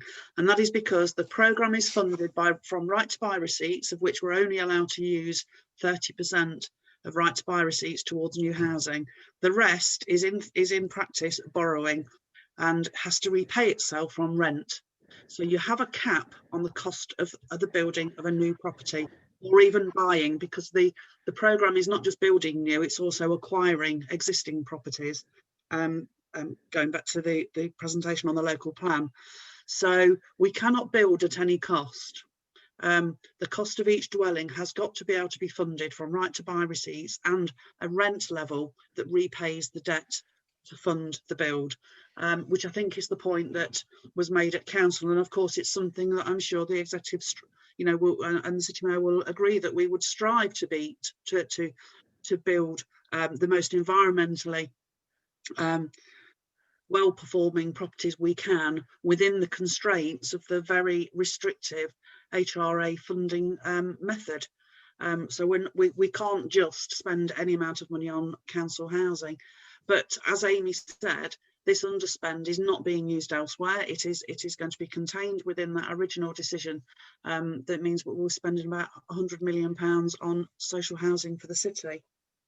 The second one for the Haymarket. The Haymarket scheme is a wide scheme externally and internally. We are the lessor. We lease the Haymarket site, the theatre complex, from the owners of the Haymarket Haymarket shopping centre, and therefore we have a tenant responsibility to maintain that particular building. But of course, the city mayor won't want to comment on. We wouldn't want to just board it up and say we're going to walk away from that. So of course, if there are compliance works that we need to do, then we will continue to do those. And on St George's Churchyard, I believe that the director, Andrew Smith, did send a note out after the last meeting because an update was asked for, which I recall is that revised plans for those works at the churchyard are imminent. Okay, If I might just comment on that, to the best of my knowledge, there are no current proposals at all to cut down a single tree in St George's Churchyard. And I'm seeing Alison nodding. That's certainly the understanding of where I'm at. I mean, I think that there are plans to work with the Serbian Orthodox Church to find ways to make it a more pleasant and a safer place. It is a green oasis in the heart of the city, and deserves to be somewhere where people can feel they can use it and they can be safe when they're doing so. I think there's general consensus about that. The difficulty, I think, was about the proposal of the trees, but as I say, as far as I'm aware, there's no proposal currently to cut down a single tree. Okay, thank you, Peter. So where am I getting to? Councillor Kitterick. Thank you very much, Chair. My computer's about to restart in about 5 minutes, so I haven't stormed off. I've just been logged out. I'm not sure whether that's happened because I'm about to speak. It'll come as no surprises to the City Mayor. We've agreed on much things tonight, but I'm sure it won't come as a surprise that we disagree on the issue of Jewry Wall Museum. We are asked to make our observations, and I'll make the observations. We had an it's an honest disagreement, and I'm quite happy to have it, but I've got to put it on the record that, we had a revenue report earlier tonight where we saw our finances are all over the place, and what we appear to be doing with this recommendation, and I appreciate what Alison says about we bid for it as a Jewry Wall Museum. This, far from reviewing it and reviewing the appropriateness of building this new Jewry Wall Museum at this time, we appear to actually be going and almost doubling down and putting even more money in it. The budget now must be topping somewhere around £15 million. And I think, I appreciate it was in the Labour Party manifesto that I stood on, but I wish we were in a world and had an economy where we could put £15 million into the Jewry Wall Museum. And I really would, my observation would be, and the executive's decision, they can take it or leave it, is such a large single item weighing in at about £15 million. We really need to take a step back, because I wouldn't want us to commit to such a large single item and then in 2 years' time, when the hurricane has passed and the damage has to be repaired, we don't have that money to hand. 15 million is a lot, yeah? As a comparison, that's nearly 200 houses we could build. The other aspect of it is, and I'll be frank, I still struggle to see the business case of the Jewry Wall Museum. I have visited the King Richard III exhibition, and it's really good to go in there. But the reality is, as you go in, to be blunt, everybody wants to see where the king was buried, yeah? And I know you might be able to get in without paying the admission, but you generally pay the admission to get in. The issue is the big feature of Jewry Wall Museum is the Roman ruins and the actual wall, yeah? You can see that from the road, so I really struggle how we're going to sustain an entrance fee for something that people can see for free. It's like charge, I struggle with that. So I struggle with the priority of £15 million towards this one project, and I struggle with the broader business case. The costs have already gone up by 1 million. My fear is whether it goes up further and whether it's really the right priority at this time, because after COVID has passed, we are going to have to look at all our priorities again. And I think that we've just got to approach this with caution, because it is such a single large item. Thank you very much, Chair. You've given us a chance to have the observations. I would be interested, Alison, if you could supply us with this bidding process and whether bidding into the business rates pool is as immutable as it sounds, because really what we're facing in terms of finances post-COVID, we want as much flexibility as possible to look at the world where our priorities may be different after COVID than it was before. Thanks very much, Chair. I'm not Okay. storming out. My computer is restarting. Oh, right. Okay. I think I don't know whether Councillor Kitterick was asking for a reply on the jury wall or just to be very clear of his view. But Peter, I don't know if you want to come back on that at all. I'll reply briefly, and obviously, you know, Patrick has had to leave us, and I'll be very happy to talk with him about it on some future occasion. No, as he's acknowledged, I mean, we do, all of us have a commitment to deliver a jury wall. But I think that the imperative to do so is even greater today than it was when we wrote our manifesto, because it is very clear that the ability of any city centre to sustain itself merely on retailing is going to be severely challenged in the years ahead. And it is vitally important that we continue to provide things in terms of the quality of the public realm, the quality of the attractions in the city centre that will bring people to the city centre. We in Leicester, of course, have got, you know, the unique proposition that is King Richard III. But we also have the unique proposition that is the largest piece of Roman masonry, domestic Roman masonry, anywhere in the UK. And it's not a question just of showing it off, it is a question of interpreting it and bringing visitors, particularly bringing children, as part of families, but also from our schools, to appreciate it and to see its interpretation. And while I can well understand that members may think this is a substantial sum of money, and it is in one sense. It's comparatively small sum compared with the amount that we're investing in housing. We're talking about £100 million just a little while ago. So it isn't our only priority, but the city centre is a priority. And I'm very much looking forward, Chair, to having the opportunity as the ideas for the way in which the Vaughan College and the Jury War Museum will be used as a place to bring visitors. As the ideas and the concepts are developed, I'm very much looking forward to sharing those with members and sharing them with the wider public, because I think that you will see from them that they are really taking this unique piece of masonry and bringing it back to life. And in bringing it back to life, bringing visitors to our city centre, that will be an important part of the offer that we make in future, that will be, I hope, still having retail as a major part, but not as the only or the dominant part that it has been in the past.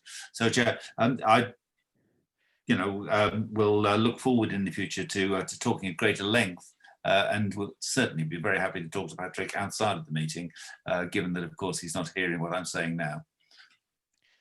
Okay, and we can note Paul Wesley's positive comment in the chat line. Alison, there was another issue from Councillor Kitterick that you may want to respond to him by email or... Yes, I know. I'd forgotten Paul worked there. Yes, I remember seeing him there. That was a long time ago, Paul. Yes. Yeah, I'd just like to say not guilty. I didn't force a restart for Councillor Kitterick. I'm sure he thinks I did. He just mentioned about the bidding process for the business rates pool, and of course one of the things when we submit our case to be a pool to government is one of the things you have to do is set out what you're going to do with it. And so there's a little bit around there's going to be a lack of flexibility. The authority that's in a pool will be saying perhaps we need to revisit how we bid. So I'm quite happy to share some information with Councillor Kitterick and other members around future bids to the business rate pool. Thank you very much. Councillor Joshi. Thank you, Chair. Just a clarification from Alison, if you could please. On page 229, on the summary of the projects, we have three departments: smart cities, and social care, and neighborhood environment services, where we have shown total budget, but spent to date so far are showing nil. Any particular reason for that? It's Chair, it's the general reasons, different reasons for each. Some will be COVID related, so schemes that haven't started or are still in the design phase, because obviously we've not been able to start some of the schemes. Smart cities, for example, is because that was there for things that we intend to look at and come on to do following some engagement with the universities and some public consultation about what the public want to see out of a smart city. So if you like, it's a provision for what we might want to do to boost some of our infrastructure in the city. And adult social care, from memory, I think Amy's around the extra care schemes. Yeah, it was about the benefits. We got delayed for a while we were waiting for a government announcement, and then now we've had to renegotiate the contracts. So this is the building of the extra care schemes where the benefit rules changed, which meant that we couldn't build extra care. Now they've unchanged the changes.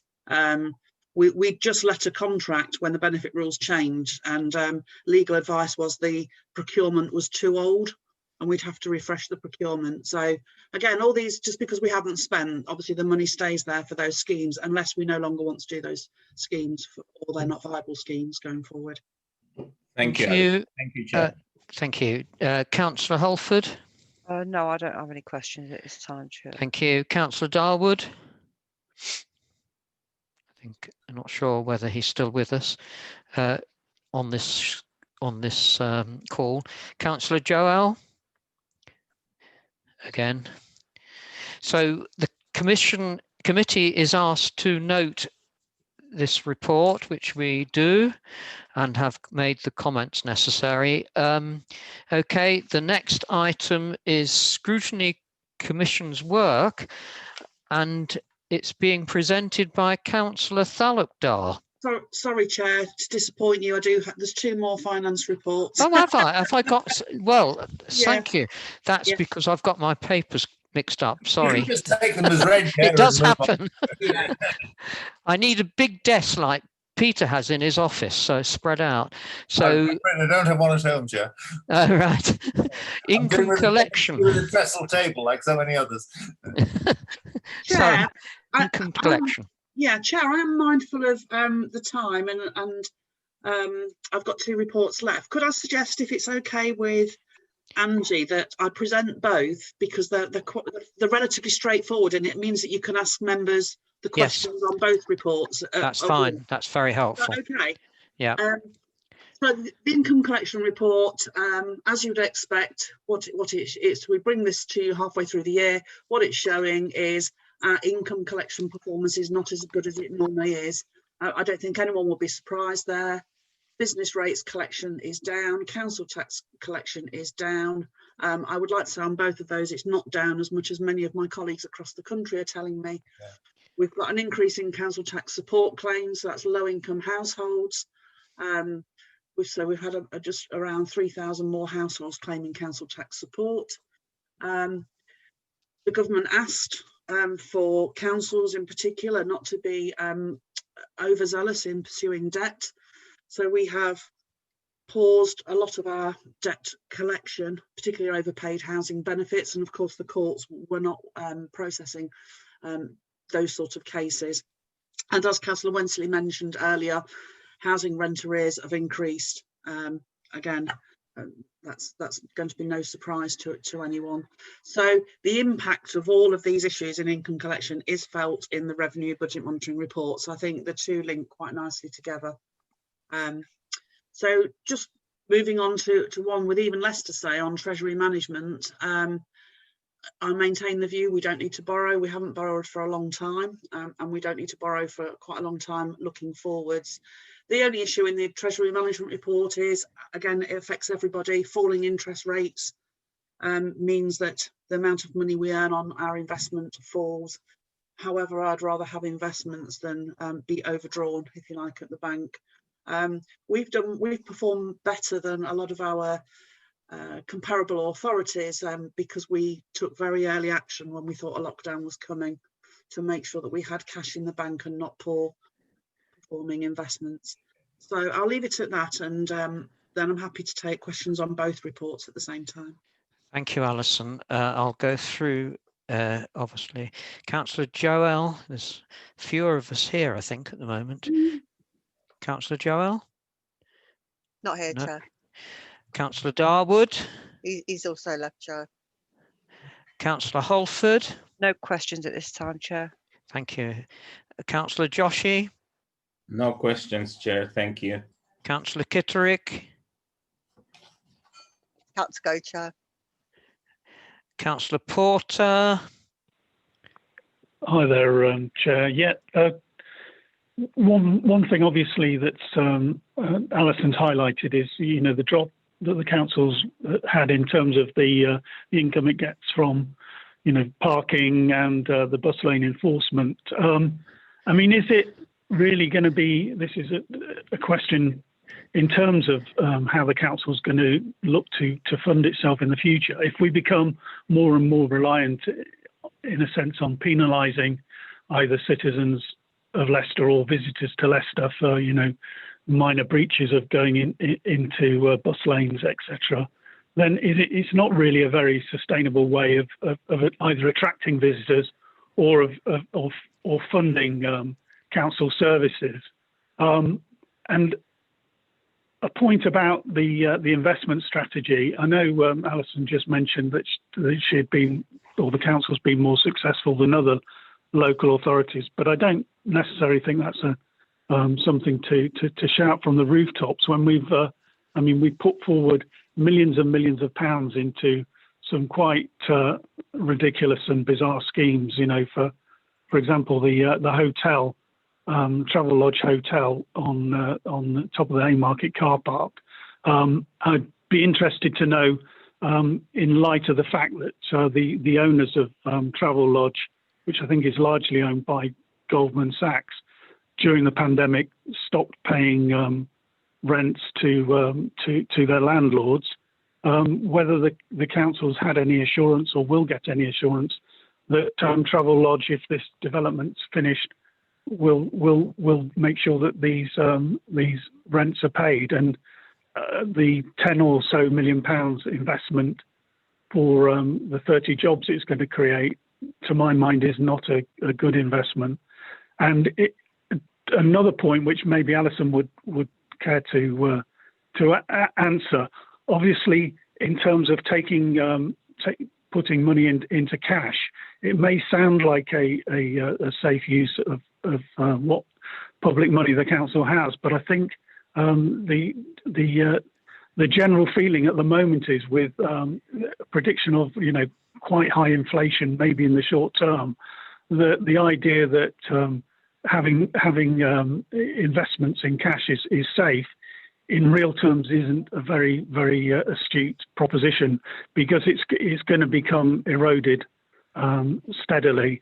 And I think, as I think I've pointed out before, there are reasonably safe investments which are available, and more than happy to point the council in the direction of some of those, and whether the council's going to reconsider some of its investment strategies, certainly in terms of this alleged, which I'd love to see the evidence for that, of 5% returns of investment in property, which came to a full council meeting before the pandemic and has come prior to that on a number of occasions.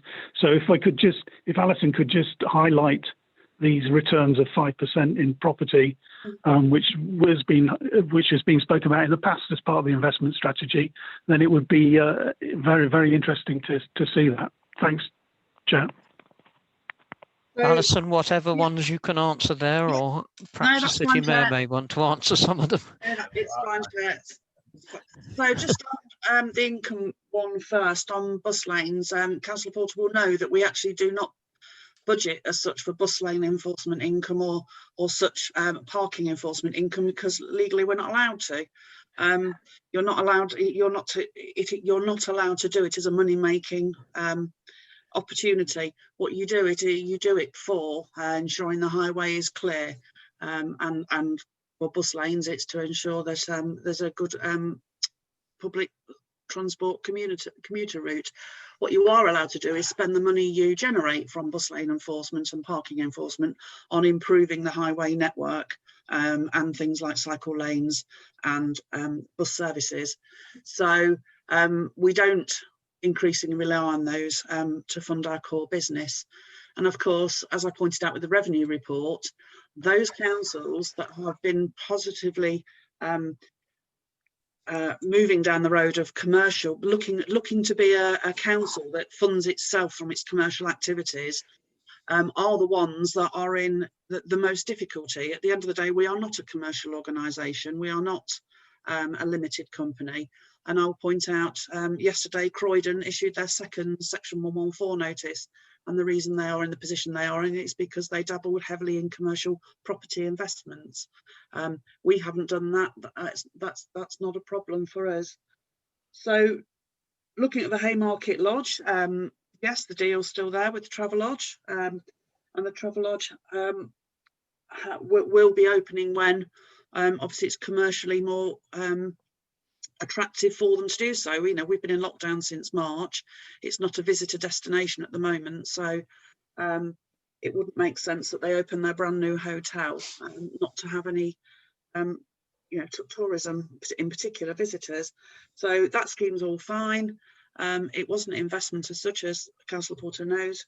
We've funded the works with the third party, which is the Haymarket owner, and the Travelodge will rent the asset from us if Travelodge at some point in the future, because who knows with how unfortunately some of the large businesses are going, have any difficulties. We have a brand spanking new hotel that we will easily find another company that will want to rent it from us.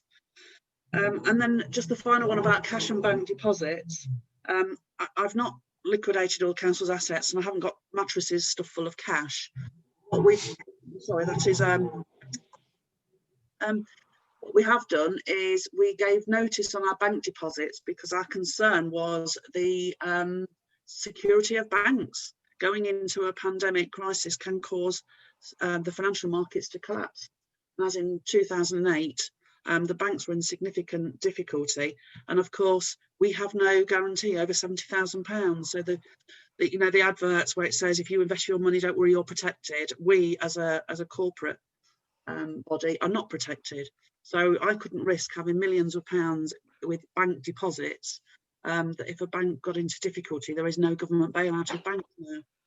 So what we did was we moved our low value in terms of returns investments, and they are with the government.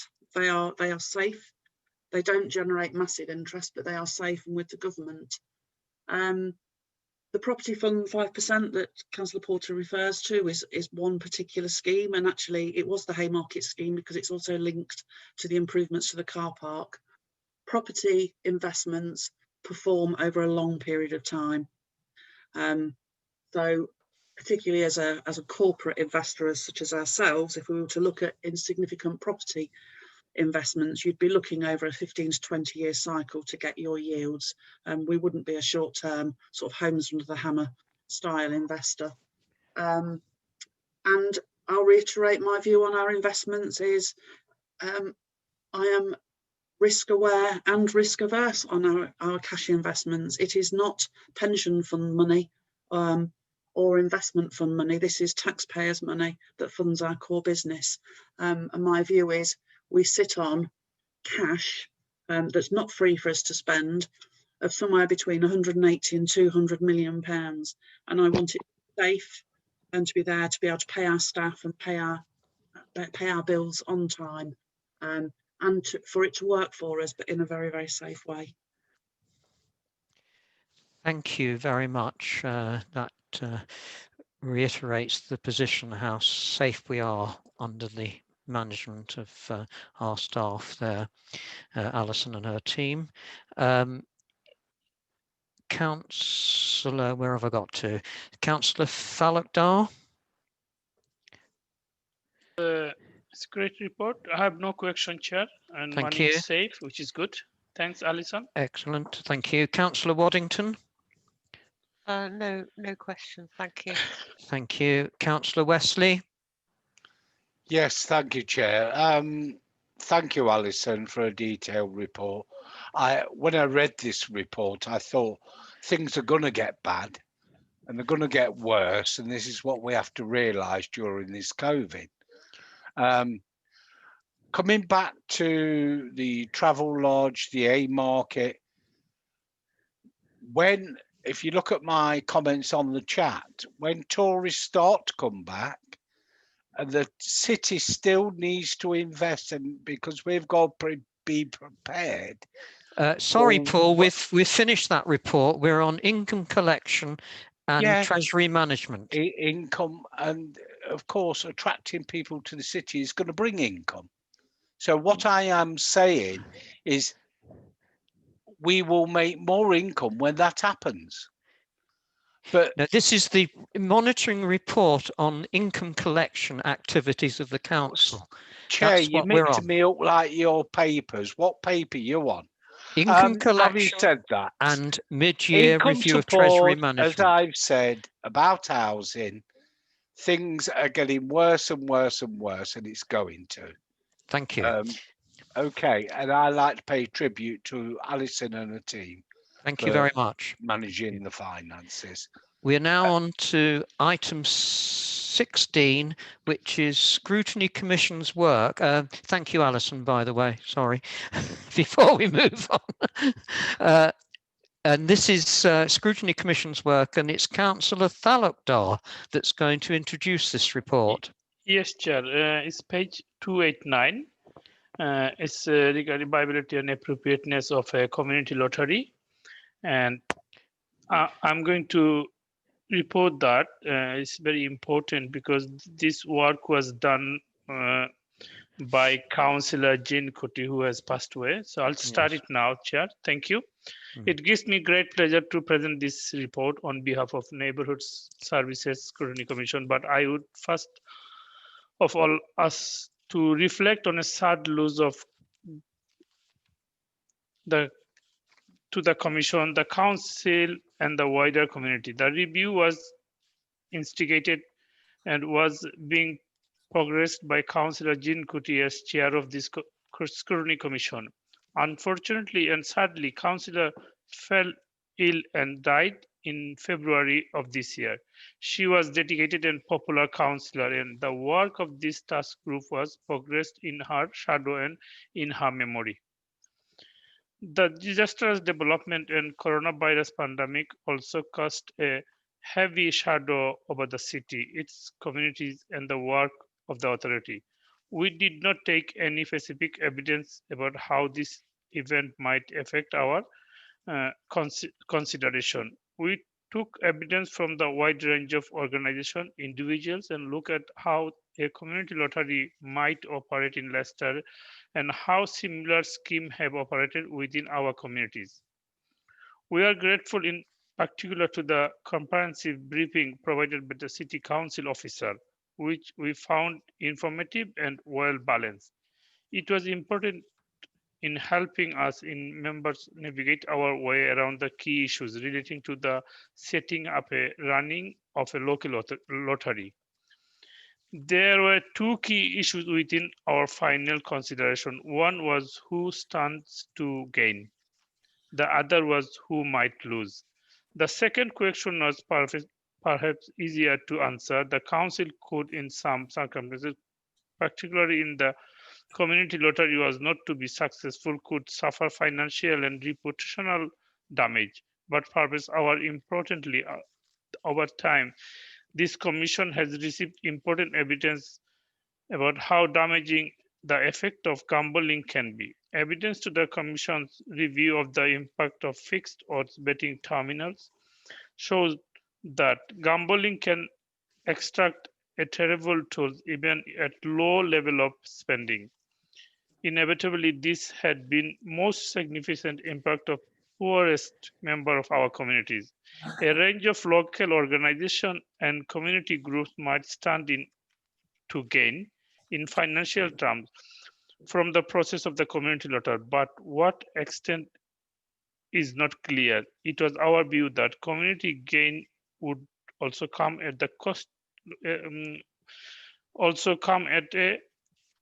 community cost.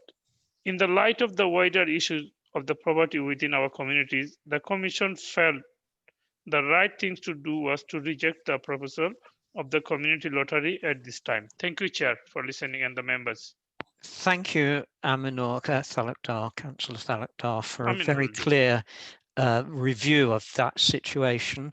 It's been around for a while as to whether we could or should have a lottery. Your recommendation is very clear. Are there any comments by members? I'm going to, all right, I better go through the list, hadn't I? Sorry. Councillor Joel.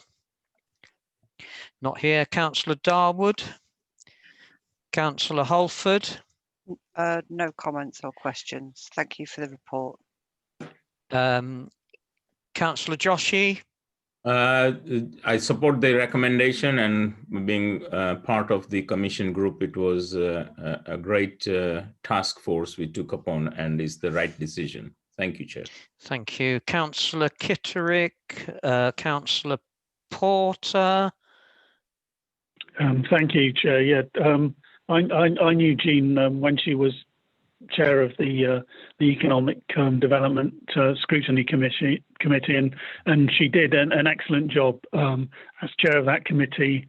A very, very difficult act to follow, as I've said to Councillor Waddington. So it's, it is with great sadness that she passed away, and will be very much missed. So I do welcome the fact that her report is now in front of us, and there's a clear recommendation to reject a lottery. My belief has always been that lotteries have an impact on the poorest and most vulnerable people in our society, and I think somebody said that they are basically a tax on the stupid. Thank you, Councillor Porter, and we all endorse your comments about the late Jean Cote, who's sadly missed. Councillor Waddington. Thank you, Chair, and thank you for the report and everyone who worked on it. And I'm like Councillor Joshi, I support the conclusions of that report. Thank you, Councillor Wesley. Oh, yeah. Thank you for the report. Fully support the recommendations, and I am on the right paper. Thank you. That's good to know. So we are asked to endorse the report, including the recommendations. Is that agreed? Yes. Agreed. So that closes that off until the next, presumably a future council run by Councillor Porter as mayor, when they may look at this and have free-for-all for people not having to pay fines and things for riding on bus lanes. So sorry, that may not happen perhaps. Okay, the next item then is questions for the city mayor, and as far as I know, nobody sent in a written question. Is that correct? Yes. Yes. Sorry. Yeah, right. it's Jason, Chair. Yeah, that's correct. Nothing received in writing in advance. So. Okay, that's fine. So I'm going to quickly go through from Paul Wesley first. Oh, thank you. Some time ago, Peter, I asked about confidential papers at home. Now we don't have shredders at all. We have confidential papers, and I cannot chuck them in the recycling bin. Can we look at this and see if there's an alternative from member services? I'm sure we can, Chair. Did members, if I may, Chair, just ask the question back to Paul, or indeed to other members, did members used to have shredders provided? Yes. Did you? All yeah. Right. I've always sort of bundled mine up and take them into Newark Centre as used to be, but now into City Hall and put them in. There's a big bulk shredder there, and I just put them in my bag and take them in. Yeah, I did, but we had shredders, and I understand because of the cost and things like that. But I don't like confidential papers lying about my house. No. And I used to take them into City Hall and chuck them in the confidential bin. But we have no, it's only temporary while COVID's on. Can we look at it, please? Chair, I will very happily ask around and see what the options are, because I do realise that if members aren't going in, particularly at the moment, you know, they can be building up at home. I would just encourage members to continue to avoid printing things off, to read them online and to do it afterwards. But I do realise that's not a way that everybody wants to work. Okay, thank you. Councillor Waddington. I think she's gone. Councillor Thalakdar, questions to the City Mayor? No question. Thank you. Councillor Porter. Thank you, Chair. In regards to Paul's thing, I'm sure there must be other alternatives that need to be made available if he's probably struggling with confidential papers. But a question to Sir Peter. I mean, you may remember early on in the lockdown, one of the national papers caught you out for going to visit your girlfriend, and there was a big expose which I think made national news. And the question relates to that there's rumours been spreading around. I know it's often difficult to comment on rumours, but I think it's worth putting this one to bed, because it hasn't come from anybody who's not, I would say, outside of the Labour Party, which is that the fact that you went to visit your girlfriend is the issue that's been highlighted. But from what I've heard is that, and you can either say this is correct or not, that you were also going off to visit other people outside of Leicester. So is there any truth in that? Chair, no, it's not. I mean, there's absolutely no truth in that. I haven't been to any other places to visit any other people. I mean, I know Nigel sort of posed that as a question, but it actually, I think, is really for me to say back to him, if he does believe that there's any substance in that, he ought to be providing the evidence of it, and not to me, but to others, rather than floating silly stories like that in public. I would also say, Chair, that I do recall. I'll ring you back. I'm still in a meeting over your scrutiny. Yeah. Chair, I do recall that time that Nigel, was very vociferous about the news stories. Yara, can you mute yourself? Thank you. Sorry, Peter. I remember him being asked very pointedly and being unable to answer on Radio Leicester about what he would have done if somebody who was as close to me and as much loved as Leslie is, phoned him up and said, "I'm ill. I desperately need somebody to come and help me." Would he have gone? I apologise for setting a bad example, but I don't apologise for going to the side of somebody who I love, who was ill. And I think the fact that Nigel wasn't able to answer that, I think, is very telling, because as I say, while what I did might be wrong, it was, I think, something that was pretty human. Yes, so normally I would say that your question is unacceptable, Nigel, and I think if you asked any other member about what they're doing in that way, but Peter's quite able of answering these things himself, so I will move on. Councillor Kitterick? No. Councillor Joshi? No, Chair, thank you. Councillor Holford? No, I don't have any questions. Thank you, Chair. Peter, this is not lack of interest. I think it's late of the hour. We are 4 hours It's into late in the day. Councillor Darwood, I think, has gone. Councillor Joel, I think she's gone. So that leaves me. City Mayor, is there any further news on when we might meet as a council in some form or another?